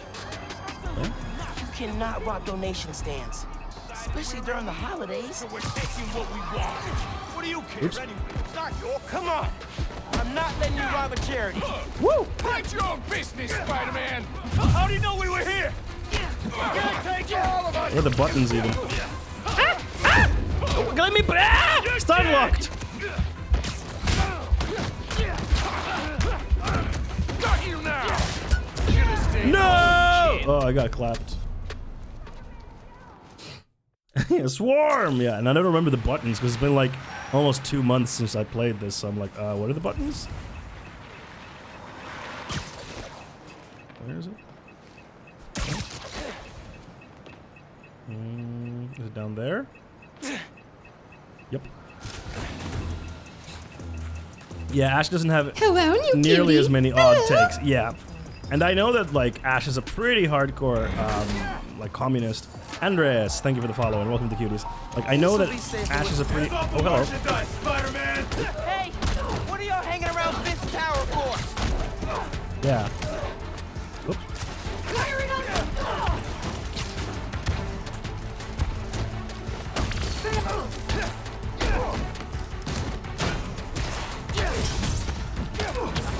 Woo! Lena?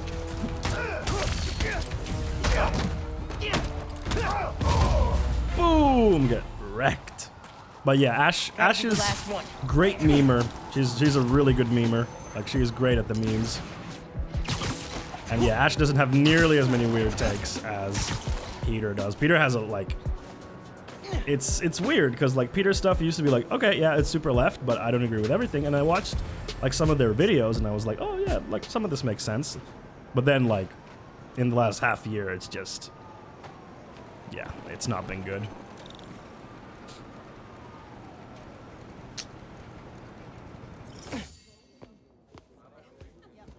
I was really glad you called. I needed a break. Oh yeah, last time we found out that she's our Oh, the just enemy in the game, the villain. Stuff. So, I went to your folks' old shop. Thought you might be there. Looked like there might have been some kind of fight just before I got there. I went inside, looked around, found out about Rick. I'm so sorry. What else did you find out? I want to help you. But you gotta talk to me. You gotta talk to me. I'm really sorry your mom The got hair hurt looks at her so rally. good. If that new Spider-Man hadn't shown up, everyone would have been fine. Please don't try to talk me out of this. I know what I'm doing. Okay. Good. Ida, you can appreciate So, how good the hair looks in this. That's my big secret. That's why I've been so busy. What's your excuse? I'm the Spider-Man. Well, school, volunteering at Feast. You're always busy with stuff like that. What's the real reason? The real reason is So happy I get to see some of this. I've been taking on a lot more responsibilities than I can handle lately. I'm so happy I get to see some of this. Made me push my friends away. But I'm here to fix that. All the textures look really Maybe good. I could join your club, crew, team.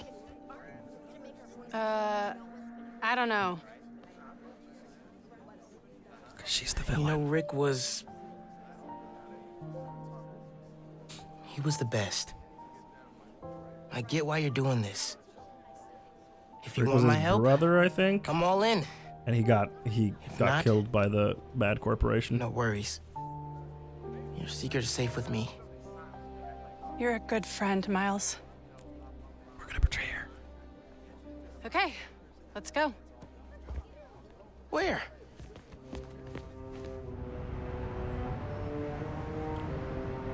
Fish Tower. Because Fisk is fish in Swedish. You know I'm not good with heights. You'll be fine. I'll be watching.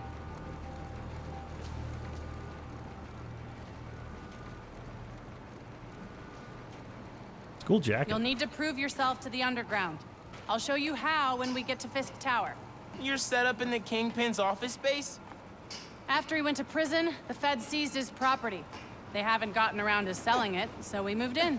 How'd you get involved in all this? The underground, the Tinkerer. Tinkerer's a nod to my role. I built everything. The masks, the weapons. Programmable matter. Right. The underground tried What's to rob the my matter with granddad's you? shop, saw what I was working on. We made a deal. I know you're after Krieger, but what do they get out of it? Besides guns. Notoriety. They want to be so well known, they can get away with anything. Anything? I can't take on Roxxon alone. Come on. Yeah, so she's the villain of the game, You but need she to doesn't jump know. from the crane to the balcony. Show them you're fearless. They're watching? Through the windows. You have to do this. But yeah, she doesn't know that we're Spider-Man. Come on, you'll be fine. But we know that she's the villain. And because we found out that our Uncle Aaron is the Prowler, and then Aaron was like, infiltrate, and then betray her. And we were like, I don't know, Uncle Aaron. And Aaron was like, shut the fuck up, bitch. Infiltrate. And we were like, okay, Uncle Aaron. Come on, Miles. Make it look good.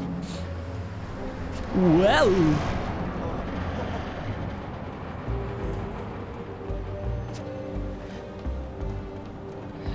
My nose is tickly.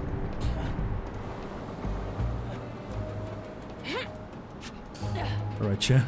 I'm gonna do it. It's so scary.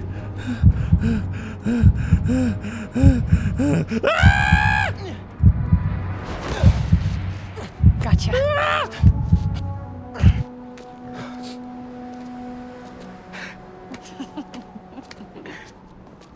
So am I officially in the club now?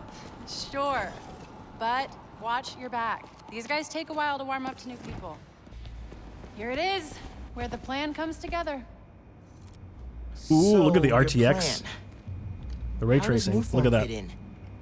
Krieger's saying you stole a I shipment. stole one canister. I'm making some adjustments. Don't worry about it. Take today to settle in. Right.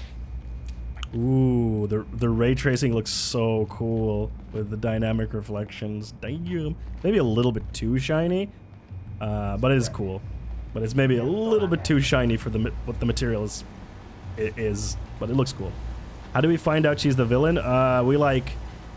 We shocked her with our shock thing, and then her mask unmasked, and do we know her from? Yeah, they're childhood friends. But they haven't seen each other actively in a while, and they're kind of reconnecting now. And then we also find out at the same time that she's the villain. Good, you're back. Gavin needs you. Not now. We've got a new recruit.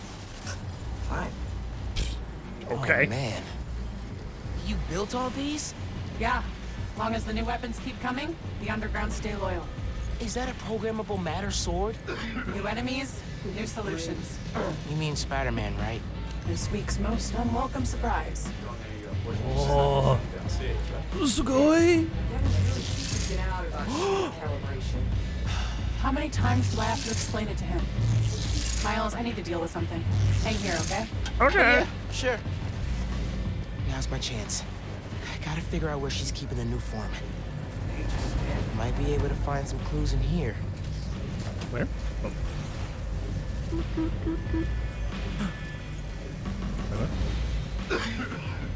Yo, dude, don't cough. Stupid new form. Why are they saying stupid new form? Is the new form soda? About 5 minutes. I can't think. I can fix the sensor on this. Something's over there. Gotta find some intel on where the new form is being kept. Weird. Let someone named Tinkle get a Ooh, Fisk would not like this. Secrets and trapdoors all over this place. We cracked them all. Fisk is the kingpin. Secret rooms. Good place to hide a deadly fuel source. What's that? We're gonna make Fisk look like a teddy bear. Okay. This stuff from Martin Lee's gang? Yeah. Trophy. That's from the original Spider-Man game. They were the baddies in the original. Trained if they took down the demons. Wonder where they trained. And then Fisk was one of the villains in the original Spider-Man. Was this the thing? I guess it was. Ah, okay.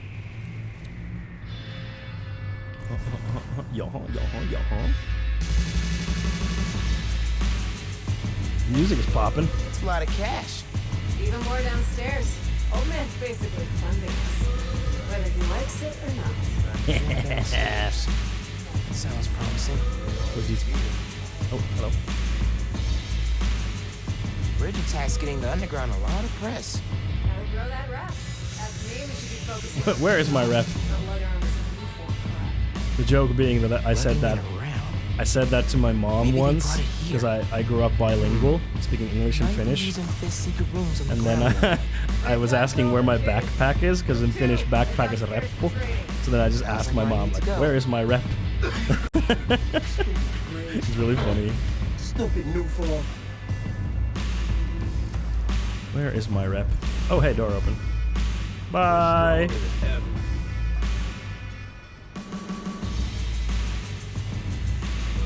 I like it that like I'm just a new person and they're like, yeah, you can walk everywhere. Fuck it. Genki's our nerd friend. Dude. Time to suit up. Is it time? Oh yeah, this is from the original game. Who are you texting? My mom. Yeah, she needs me at home. Right now? Really? Yeah, her wrist is in a cast. I need to help with dinner. Did you tell her I'm... Thanks. Thanks. You can head out that way. See you back here soon? Special shoes? Whoa! That's cool. I want to do that. Oh.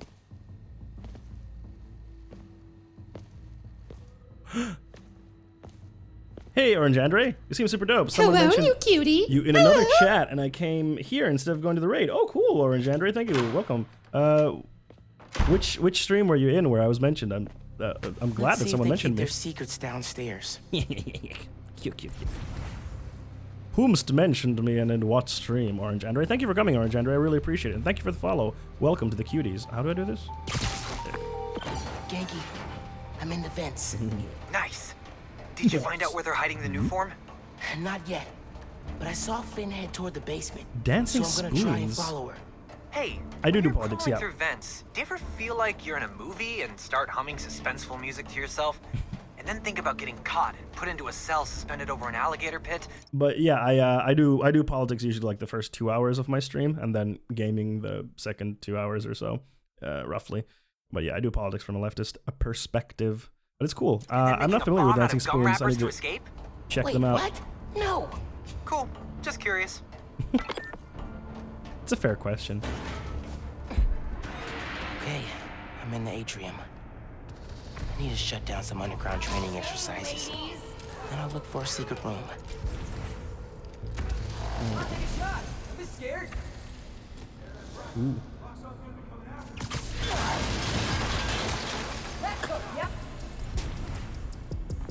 Let's try to get her. What the hell are the buttons? What are the buttons? I don't remember the buttons. Is it this? Oh, there we go. Steady. No, okay, can't do that. Hey, what the? Up, why did it? No, why did he do that? I didn't want to do that. That's not what I wanted to do. Why did you do that? Miles, no. Oh. Uh-oh. We'll end you. Oops. Oh well.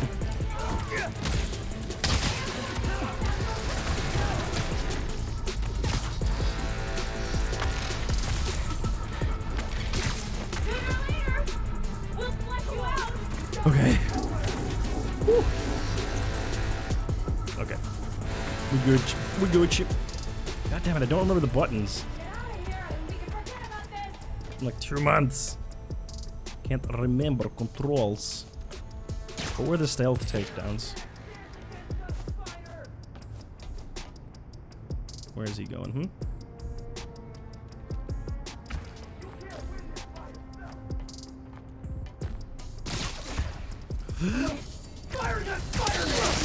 No!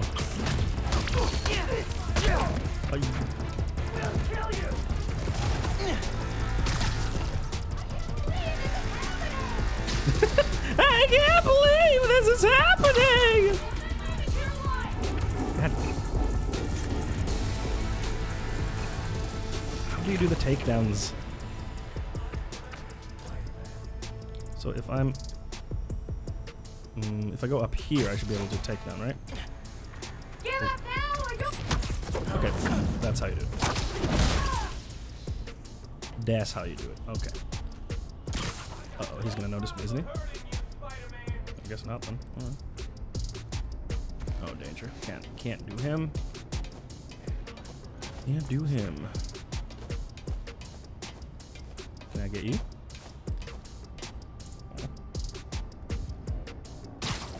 I've been training for this. Who's gonna know? Oh, him's. Is it? No.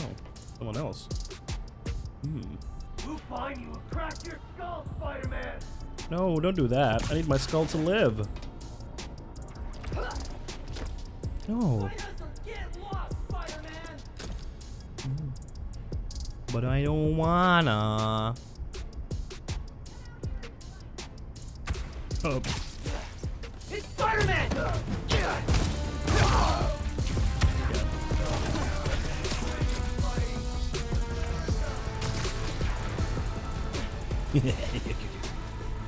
Thank you, Mita, for the recap on what we talked about today. Wait, can I?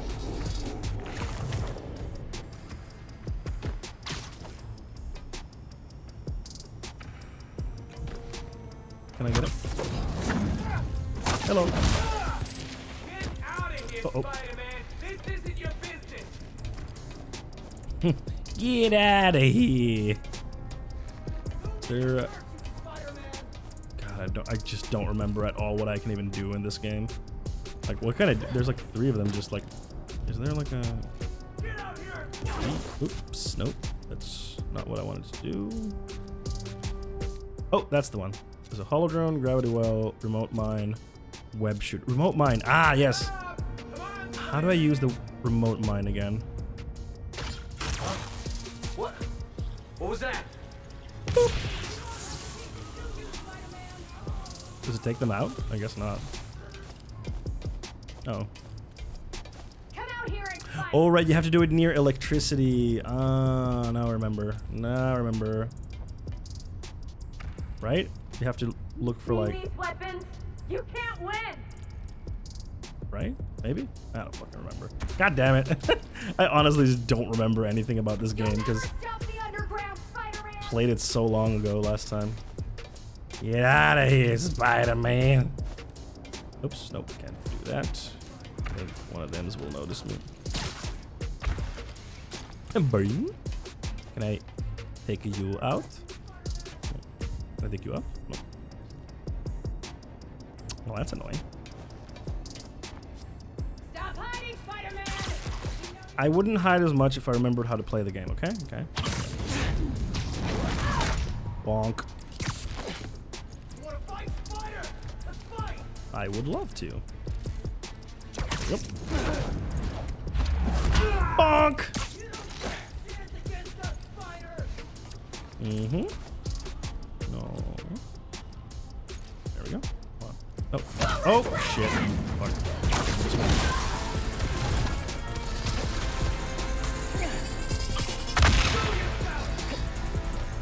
Where's the sniper?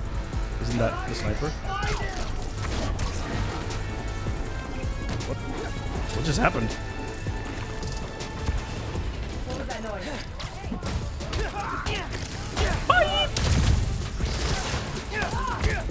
Let's just do this.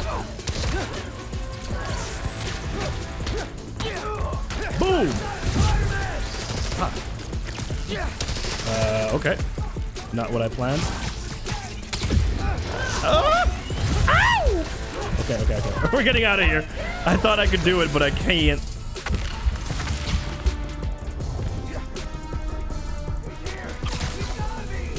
Okay. Yeah, it needs to be attached to a fuse box. Okay, there was a lot more than I remembered. Hold on. Come on, hurry.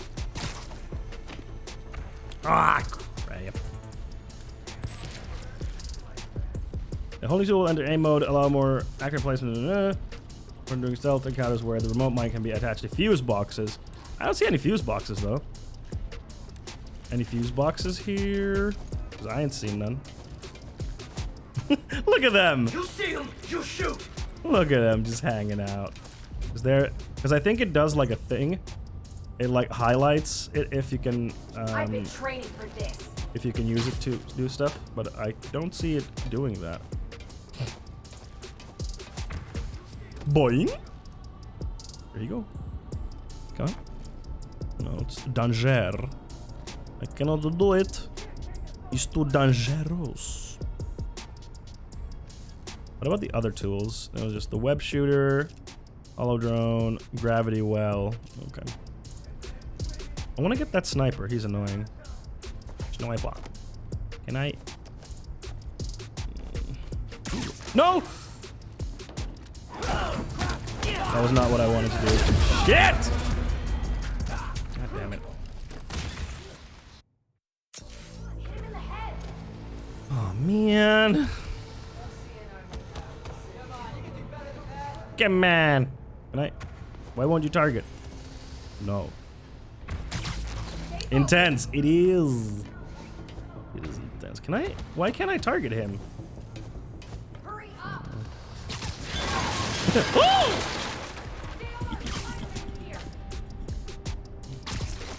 I took the thing out of his, how do you say? Oh, there's panels. Oh, I'm stupid. There's an electric panel. No, this one. Just a matter of time. And then just a little closer. There you go. Look out for Spider-Man. Oh! Lights out for you. Okay, I'm starting to get the hang of this again. Over here. I was like, there's no electric panels. Like, literally. There's one over there. Okay, yeah. Okay, I'm dumb. I'm so dumb. We know you're here. There's no electric panels over here. What? Ah. It shot it there. God damn it. That did not do what I wanted it to. Okay, now I need to take some motherfuckers out so I can get more of my things back.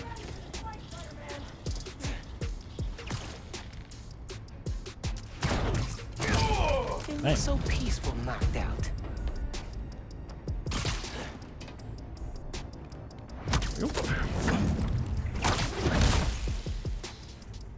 All right, we're making progress. Yeah, how's it going? No, don't go down there. Don't go down there. You're so sexy. Ah, ha, ha, ha, ha, ha. Zip zap. I've had nothing to play for weeks, so maybe I should get this game for PS4 instead of waiting for PS5 in maybe 6 to 12 months. Yeah, I think you should just get it for the PS4.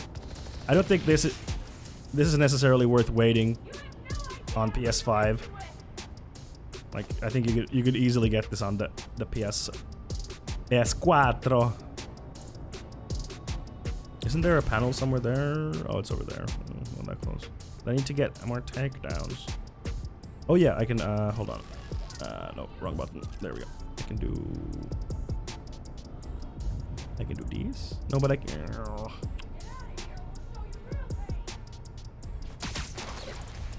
Not having anything to play sucks. Mm-hmm. You never have that problem. Thanks to Kingdom Hearts. Really. Oh, it's what? Nap time, bro. Nip time. Okay, danger. Kingdom Hears. Oh shit, you did typo. Good typo though. Can I maybe grab one of them from here? The one. Come on.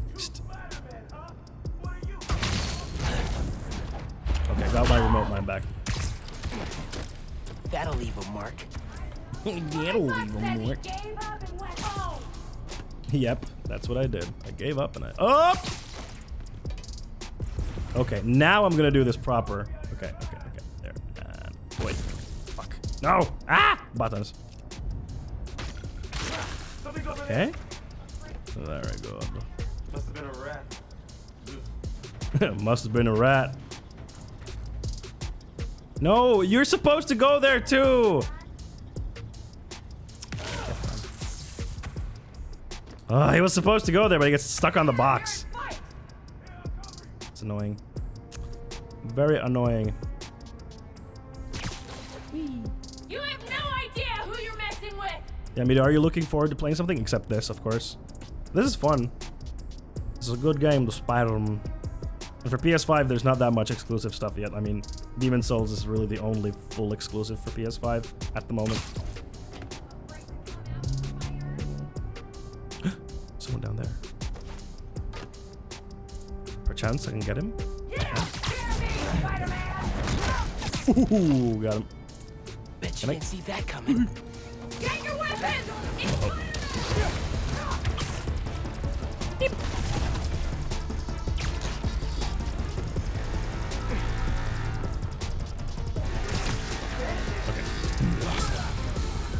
There's nothing right now. Next game I'll get is Resident Evil 8, Baldur's Gate 3, 1.0, and Ooblets 1.0. Yep.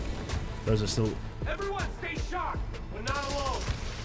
Those are still whiles away, unfortunately. Watch out for spiders, man. Uh-oh. Someone's noticing me.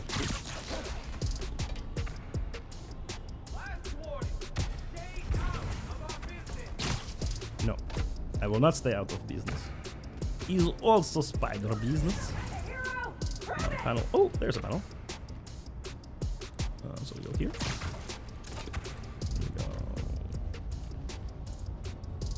Wait, can I just grab? Oh, yeah. Let's prove it. No. Okay, I think someone noticed me a bit. Gotta be quicker than that. Or not. Uh-oh. Someone is noticing me. Boomst.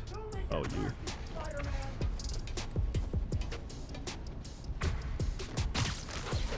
Yeah, Resident Evil 8 is gonna be dope. I'm really excited. The demo was fun. The demo was very fun. You're done.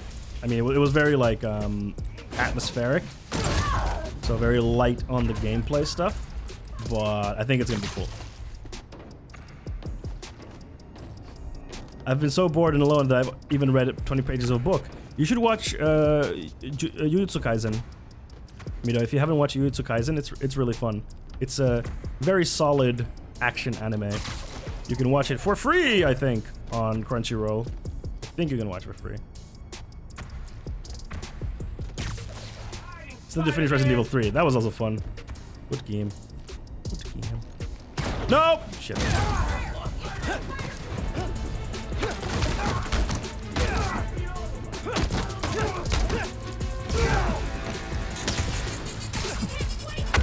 Ow! Oh! Woohoo!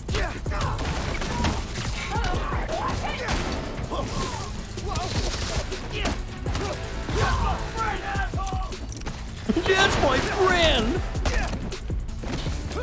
I'm just gonna melee the shit out of the rest of them. Whoa. Bonk!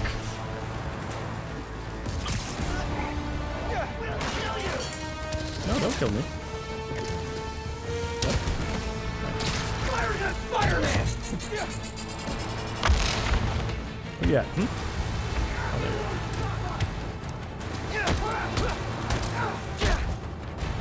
Woo! Try that.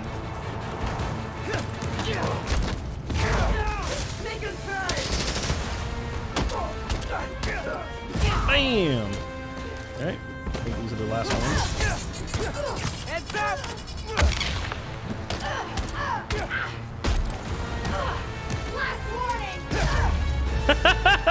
Last warning! I'm fucking beating the shit out of her. Okay. I'm not gonna warn you anymore. Still no sign of Finn. She must have gone somewhere. I read this interview with Fisk where he said he loved art with a purpose. What does that mean? I don't know. But they also found a bunch of secret passages in his house hidden behind art. So... Yeah, gotcha. I'm looking. I'm guessing it's this. Ah, there we go. Hey, I think I got something. Woo!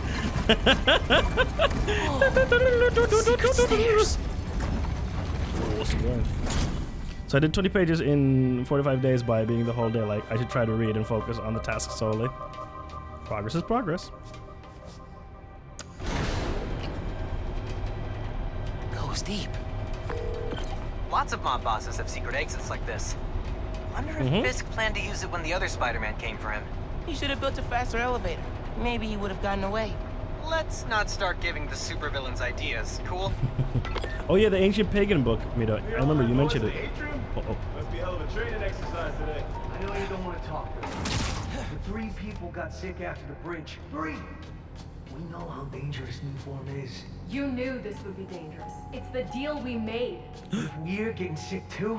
You can't hack it, you can get out. The underground doesn't have time for weaklings. You hearing this? Nuform is making the underground sick too. Oh, They're sick. so callous about it.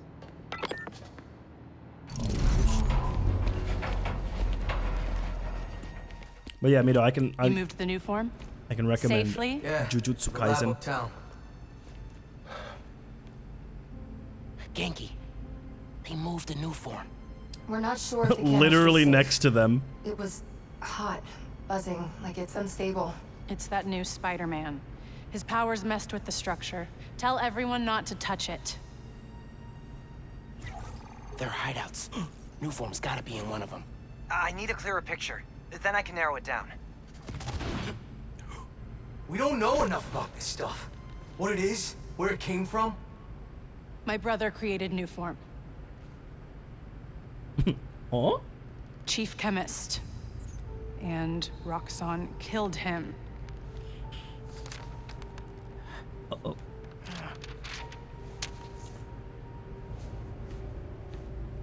Oh no. I won't stop until Roxxon's gone. Are you with me? You know we are. Good. I need power. Generators, car batteries, whatever you can find. Bring them to the theater. Whew. Intense. Uh-oh. Oh no! Oh, what the fuck? Sword also whip. Whip sword. Ward. What? Venom dash. Yahoo! Whoa! Is that a new move? Man, I don't even know what I did, but it worked. Okay. I love Miles. He's such a scrappy little kid. Oops. I'm gonna keep shocking guys. Oops.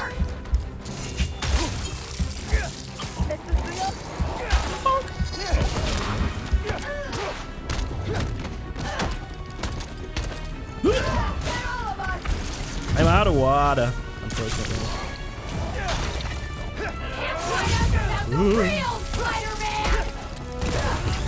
Fuck! Whoops! Oops! I fucked it up. I'm out of water, so I can't drink right now. I can't be bothered to get up. Oh. Yippee! Whoa! Is that a new move? Man, I don't even know what I did, but it worked. Okay, you do you. Oh. I'm gonna research the map you found. See what dots I can connect. Wow. Cool. I'm gonna keep shocking guys.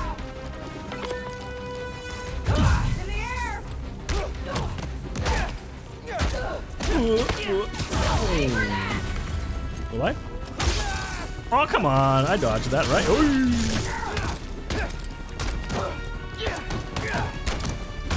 Bam.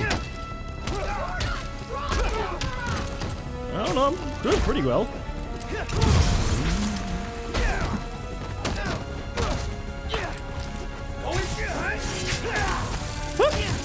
Come on. Uh-oh. No, I didn't want to do it to him. I wanted to do it to others.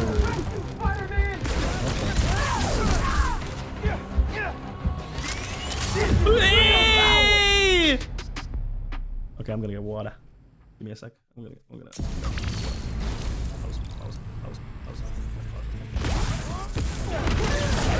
Pause. There we go.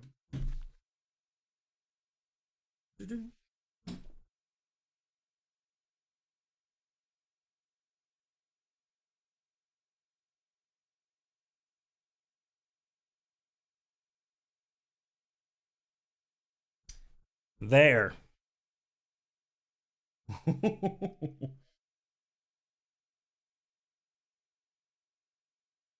It is entirely possible that I lost because I was not hydrated enough. There is a larger than zero's chance. Man, I don't even know what I did, but it worked. Okay, you do you. I'm gonna research the map you found. See what dots I can connect. Cool. I'm gonna keep shocking guys.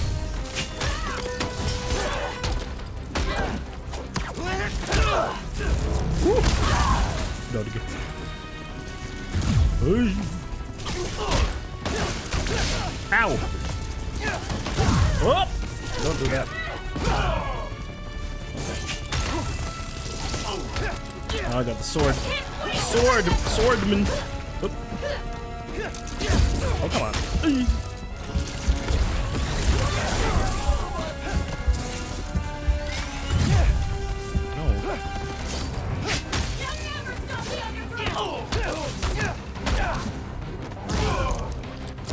No, come on! So hard. Video game hard. Whoa! Is that a new move? Man, I don't even know come what I on! did, but it worked. Okay, you do you. I'm gonna research the map you found. See what dots I can connect. Cool. I'm gonna keep shocking guys. Okay,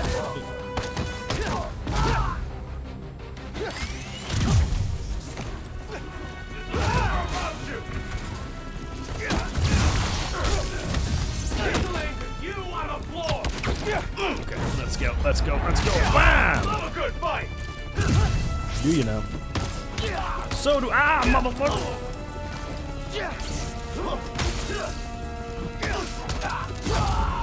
Can finally check fighting a mob ball off my bucket list. Dang! Christopher Plummer, who's that? Who's Christopher Plummer?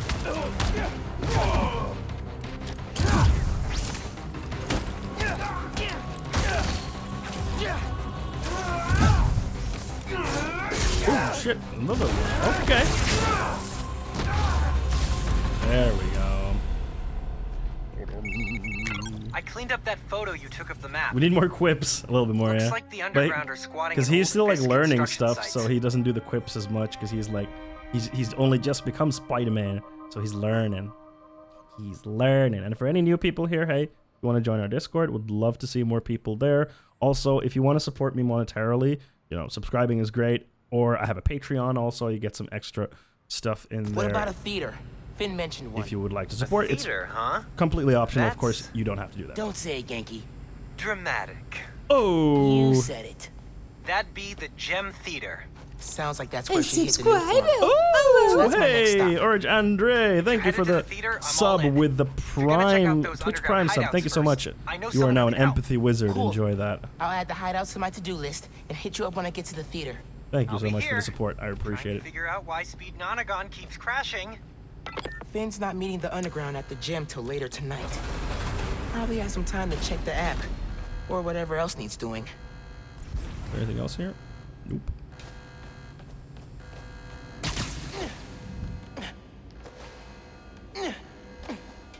Huh? What's going on here? Oh, right. There we go.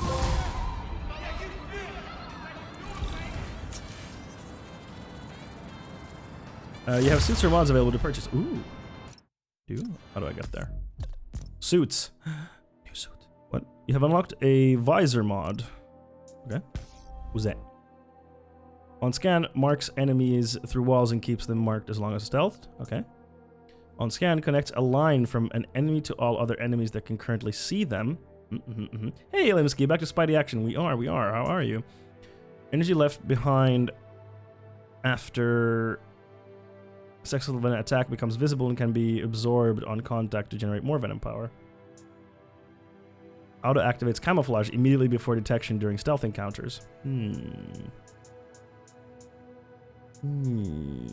Which one? I think I want this one. Ooh, it adds a little thing to the eyes. That's dope. Oh, there was two things here as well. Oops. Increase the ammo drop rate, increase the window for perfect dodging. It's okay. Let's see the suits. Where's the oversized kiddo pajama suit? There's this one, which is sportswear suit. Then we have this one, which is the first suit that we got. And then there's a bunch of other... Oh, shit. I just used all my activity tokens. Didn't I? That's cool. I want this one. This is the Spider-Verse suit, which is really, really cool. So I still need 2 levels to get this one. And this one. So we unlocked this. Or that we can unlock. Oh, this is really cool. I like the eyes. Christopher Plummer was the male lead in Sound of Music. Oh, in more recent films, he was, for example, the head of the family Knives Out. I still haven't seen Knives Out. And got his most recent Oscar for the movie Beginners. Ooh. Well, that's too sad that he's dead.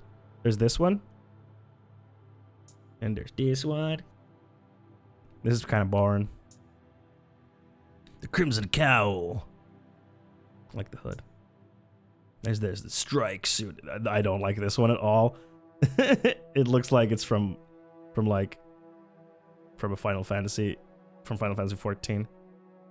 But I want this one because this one is really, really cool. It's really cool. Gadget.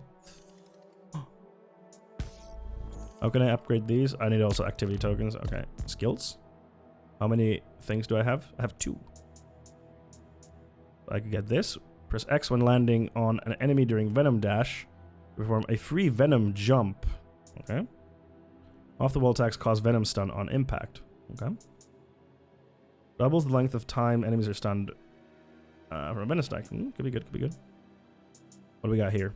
Oh, this thing's... No, go there. Thank you. Attacking while camouflage costs less camouflage energy. Oh.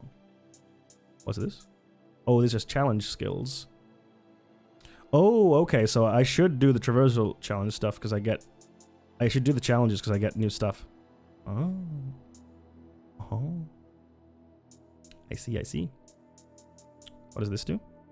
Hold the yank and throw guns imbued with bioelectric power. They will explode on impact. Ooh, I want this one. I want that.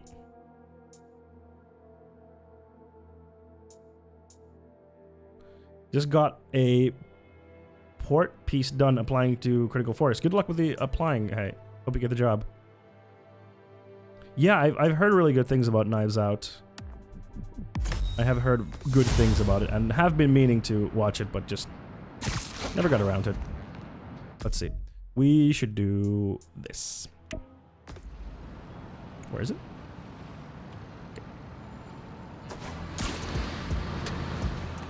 Oop, there we go. You all remember Wilson Fisk, don't you? The so-called kingpin of crime. Cheers, greets from Pirkka, by the way. He called me from your housewarming party. Oh, you're not talking to me. While his shark lawyers appeal his conviction. But it seems there may be some justice in the world after all. Justice? Because a new Daily Bugle expose reveals that his now dilapidated Fisk Tower, which is scheduled for demolition in the new year, has been taken over by squatters. Oh. And isn't it just perfect karma that this garish monument to the ego of a guy who always felt he was above the law has been overrun by a bunch of freeloading bums? Next thing you know, Spider turned the joint into his personal headquarters. So how does it feel to be hoisted on your own petard, Wilson? Hoisted on your own petard! Sniff! If Sniff is here, One Sniff... summer, we got way into space travel and started freeze-drying our favorite foods. Bacon, egg, and cheese bagel. Total fail. Red bean ice cream was not bad, though. Sniff would appreciate the hoisted by your own petard reference there. I don't know if he's here still. Probably not. But he would appreciate that. Or he is wont to use this term. This looks like one of Roxxon's secret labs. Should text Genki. I shouldn't drink coffee this late, but I am bragging.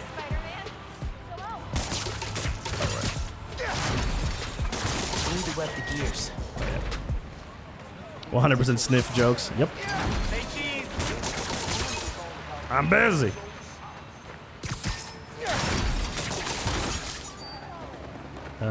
Is this the thing?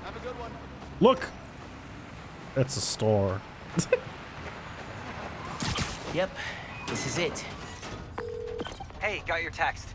Good news. I can access Roxxon security through the signals your suit is picking up. You never cease to amaze, my man. I do my best. Give me a sec to set up. Okay.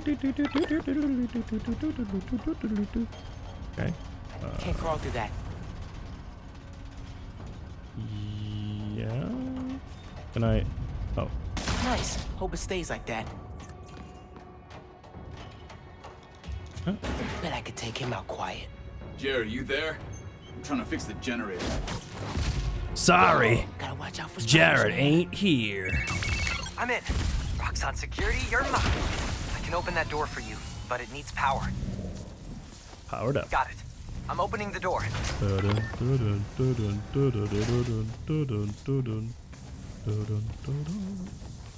Oh, is it vent? Oh.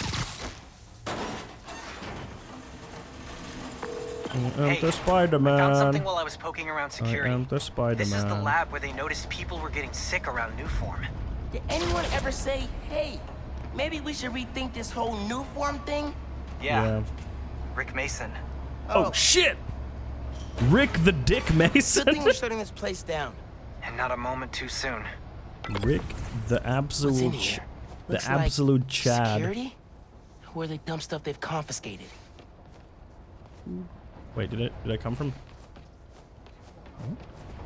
Oh? The Yes. leak didn't come from my team. We didn't know Nuform makes people sick. I'm gonna let you rephrase that. We What's didn't it? know about the baseless rumor. Thank you. Rick up the the mics Dead and let's talk Mason. about how we Jeez, can handle no. this. Rick the Dick Mason. We honor his fat hog. What's it? Underground cockhead. That's my way out of here. Vent.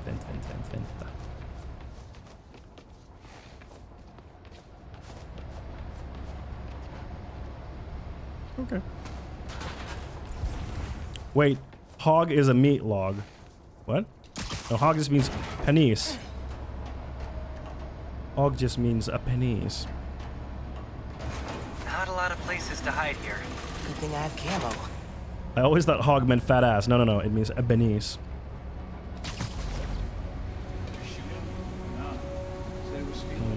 Can I grab you? No, if someone has a fat hog, it means they have a big dick. I knew I could do it. Are you alone?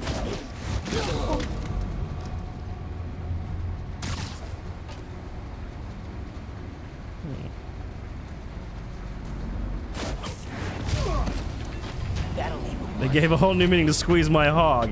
Yes. Yes. Yes, Mito. I have a plan.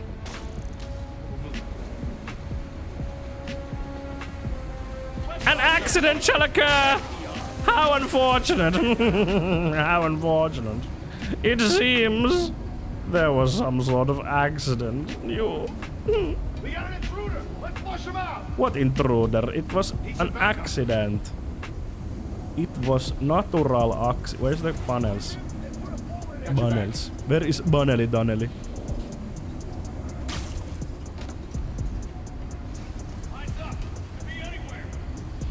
He could even be right behind you. Go check it out, you fool. Who knows? Maybe there's something there!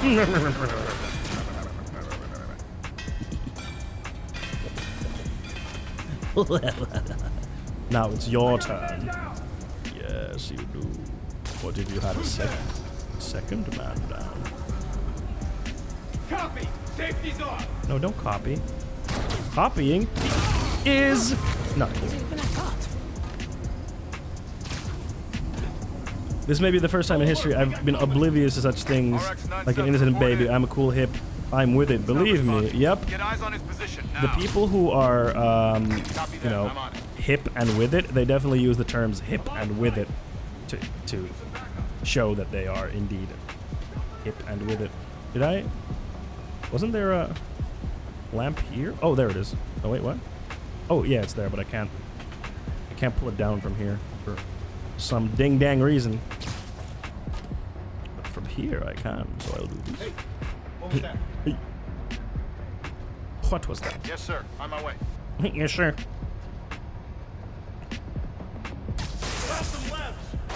Bonk! I bonked him. Hims got bonked. Anyone alone? Yeah, you're alone. Anyone needs some company? What about the Sorry. Okay, I'm going back up here. There we go. Why are you clumped up? Alright, is there a panel there somewhere? Oh hey, I can pull that one. Okay, here. Uh-oh. Okay, that was a handy thing to get. Can I pull that down? Oh, no! Aw, crap. Oh yeah, you can pull that down. Just need to be closer to it. Okay.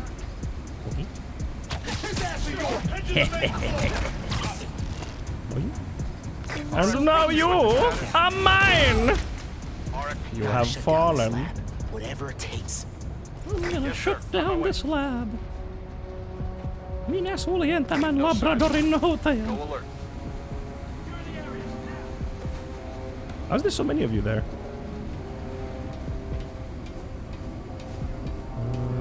Environmental hazard somewhere?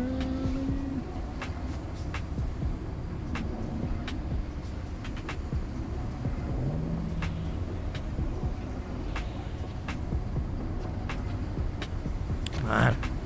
There you go. Another one bites the dust. Ba-da-bum, bum, bum. I will get DMC aid. Ba-da-dum, dum, dum. DMCA is very old and doesn't work in the modern era. But Can I get you now? What? Who's seeing you? Ooh. There you go. Lights out for you. All units, I got lucky there. Come on, there has to be like a panel or something I can use to take them out all at once. RH-75, what's your status? No response. I need eyes on his position. No response. Copy that. I'm on it. I want to pull that down, but can I not pull that down? Isn't there someone here earlier? Maybe no. Okay.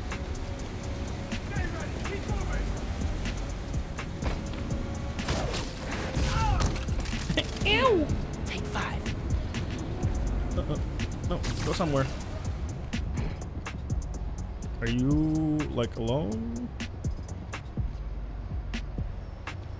Yeah. Siesta time.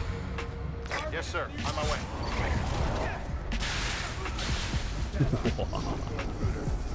I'ma get him. Okay, why am I stuck here? Detain it! Uh-oh.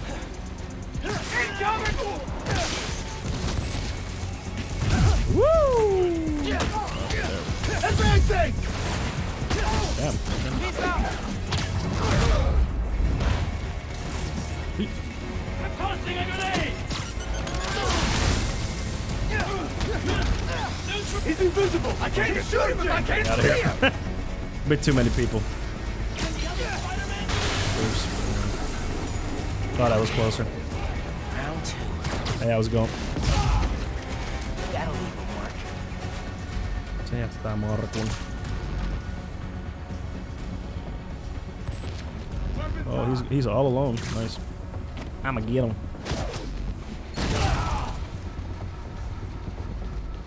I'm gonna get him.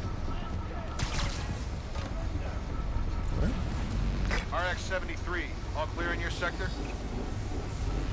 No response. Check it out. 10-4, I'll check it out. Wall takedowns. Oh shit, right. 'Cause I could do this. Can I? Let me. Shoot to kill. Is that a wall takedown? It's Spider-Man! Get him! It's true, isn't Wait, it? moving!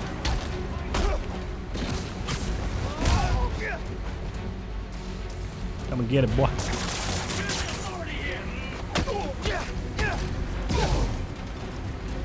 He's in my sights!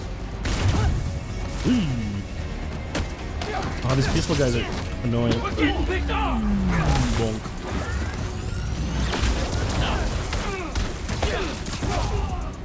Take this!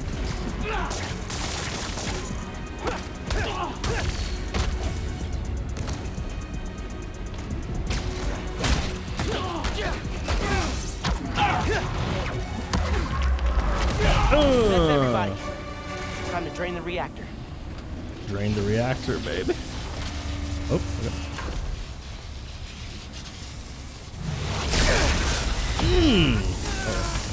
Tap the button.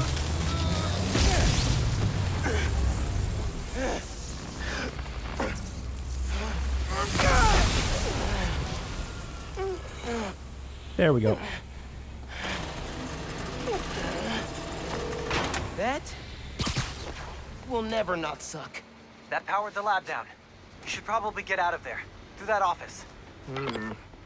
Please don't come to life, creepy Roxxon armor. Which one? In the upper office. Officer. You know what I realized, by the way? Could see if there's some Roxxon dirt in that computer before I head out. I realized that there's not like much. Exits through the office. Like I don't really use Microsoft's Office stuff that much anymore. Like I can just. Hey, Roxxon. Huh? There is a rumor going around that Nuform makes our people sick. Now, come on, guys. Of course that's not happening. And if it were, come on, we would take care of you. Yeah, come on. Without you, nothing gets made. Yeah. No new form, no plaza, come on, and no future.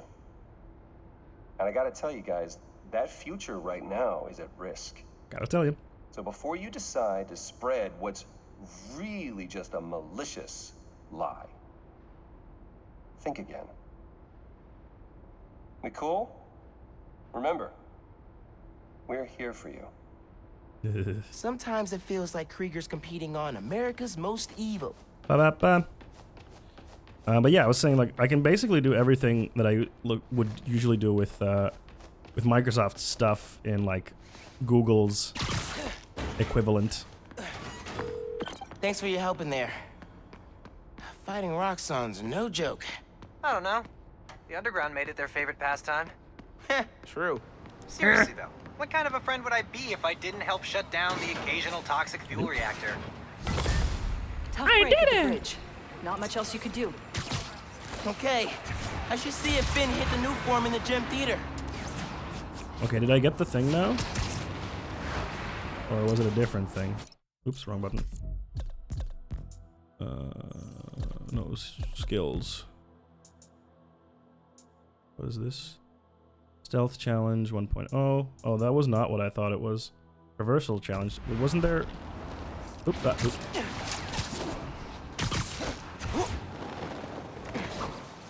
Woo! Wait, where's the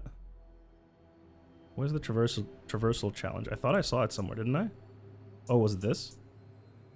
No. No. What was this? Oh, it's this one. Okay, let's go there. I want to do it. Hey, friends. Some The news. Danicast. East North, satellite ranch in Harlem, is shutting down. Details on why are spotty, but I've heard that a flood made the building unlivable. No, if you're able to donate money, not a time, flood. blankets, or food, it would really help the people who were displaced by this. Today's a... What?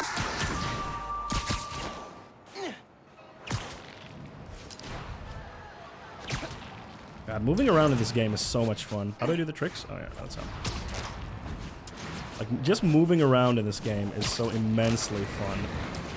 Like, they did it so well. That's like one of their greatest achievements with the new Spider-Man games is like how fun they made the movement. Arguably one of the most important things in a Spider-Man game is like how much fun it is to just move. And they were just like, okay, yeah, we got this. And they did an amazing job.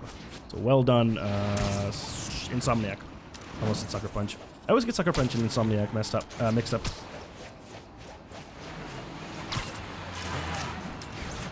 Always get them mixed up, those two.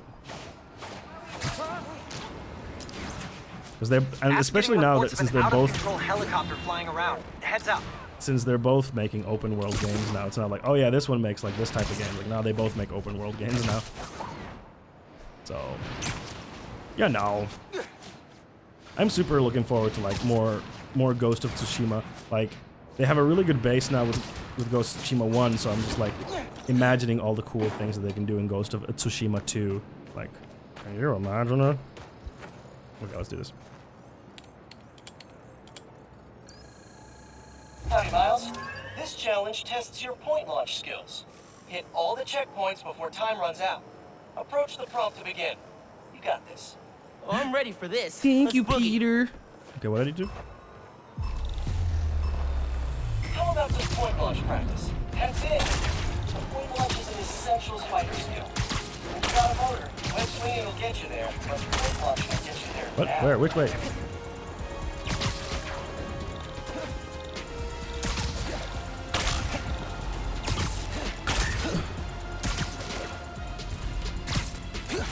Halfway.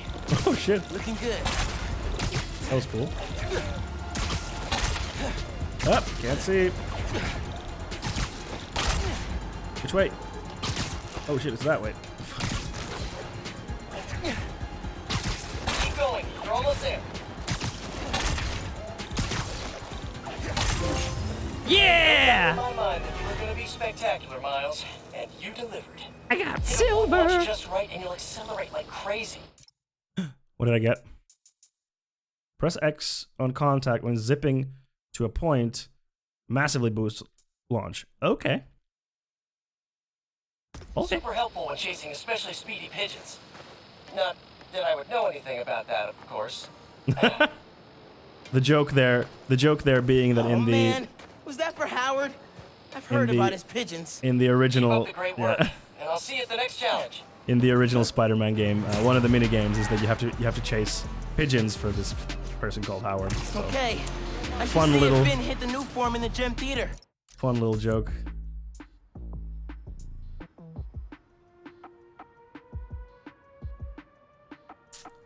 Is that a fighty challenge? Yeah.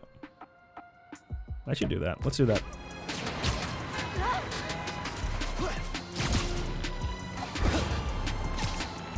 Thank you for the easy clap. Easy clap.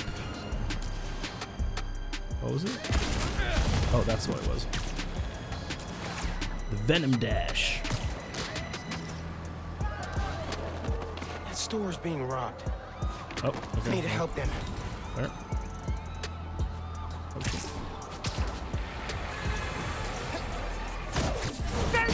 What's up? Gross! You escaped the prison convoy but stayed in Manhattan? Bad call. I can't see anything here.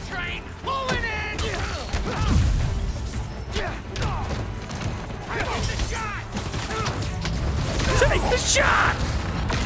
Oh, I'm gonna enjoy this! Got his friend. One!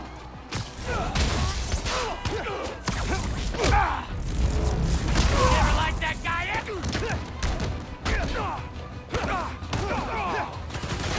Oh, come on. Work my combo, dude. Not cool. So long, Spider!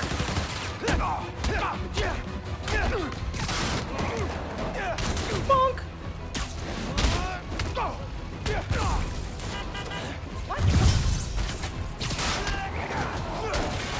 One more object, and then we'll lose it. Why, you little girl! Wait. Oh. I think that's it for the convicts. Let's go over there.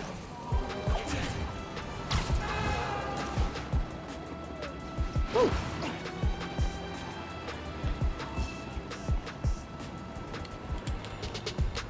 I'm in. Know the quickest way to end a fist fight? Don't use your fists. Use your butt. Grab stuff, spin it around, and whack enemies with it. Oh, You no. can grab objects, enemy weapons. I thought I was gonna use my even other spider enemies. butt. Every From hit some scores a spiders. point. Approach the prompt when you're ready. Let's throw some junk at fake bros. Okay, so what do I need to do? Hold to yank any weapon and spin around you. Oh, okay. Yanking a weapon out of a dude's hands and throwing it back at him. Poetry in motion. Ha! How you like me now, hologram?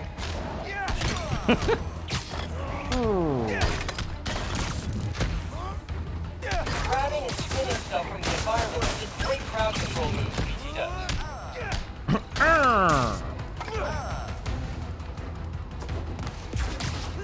Oh, that felt good.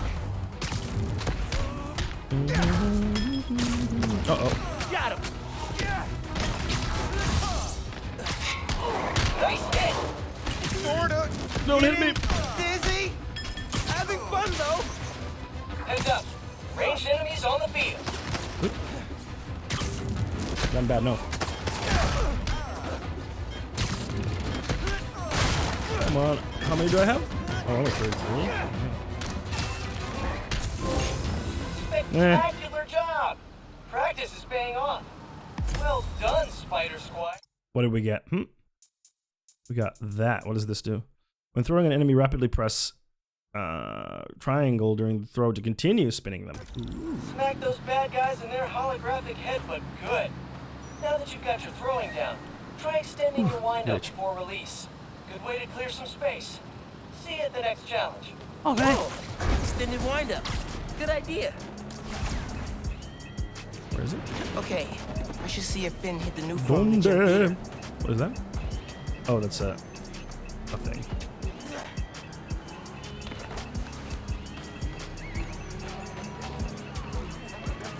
Oh, it's this. Tomorrow will be better.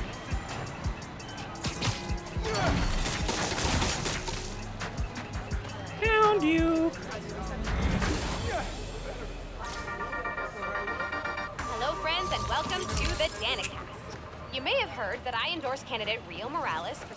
Where's manual save? There we go. La noche buena.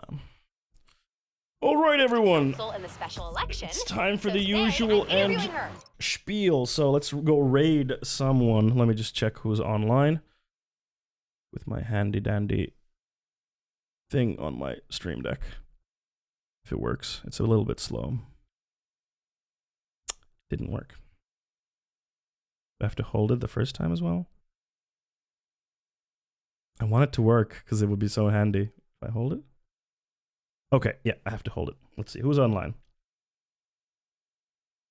Who's online? Ooh, Hateno Crossings is online. We could go say... Let's see, is there anyone else I want to rate? Yeah, let's go say hi to Katie. She rated us last time, and that was super, super nice of her.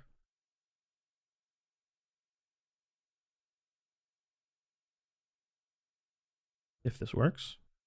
There we go. All right, everyone, get in. Let's raid Hateno Crossings. Everyone, let's go say hi to her. She was so nice to us last time with the nice fat raid. She was so supportive. I really, really appreciated that. Yeah, everyone, thank you so much for the stream today. It was a great, great time as usual. Here's the usual end stuff. So Discord, if you're not already in our Discord, jump in there. Patreon, you can support me there, patreon.com/funwithfondue. If you want to give me some money, then that's a great place to do it and get some extra cool stuff like voting on the game that we're going to be playing this month. So there's a voting going on now for the tier 3 peeps. So if you want to vote, go there and become a patron. And of course, YouTube, Twitter, Instagram, go there as well. Goodbye, everyone. It was so much fun. Let me get Katie's stream up so I can see it when it happens. Your internet crashed. Something never changed. Yup. Let's go there. Are we ending? Yes, we are ending. We are ending now. All right, everyone. Goodbye. I hope you have a fantastic weekend. I will see you on Monday, 5 p.m. Central European Time. As per usual, that's 6 p.m. Finnish time. Goodbye. Have a great weekend. Have a great one. Goodbye. Goodbye. Goodbye. Also, send butts when we get there, okay? All right. We're going now. Goodbye.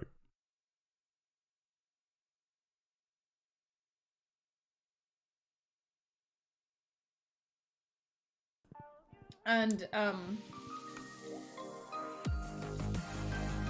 Julius! Hi, Bean. Do do do do do do do do do do do do do do do.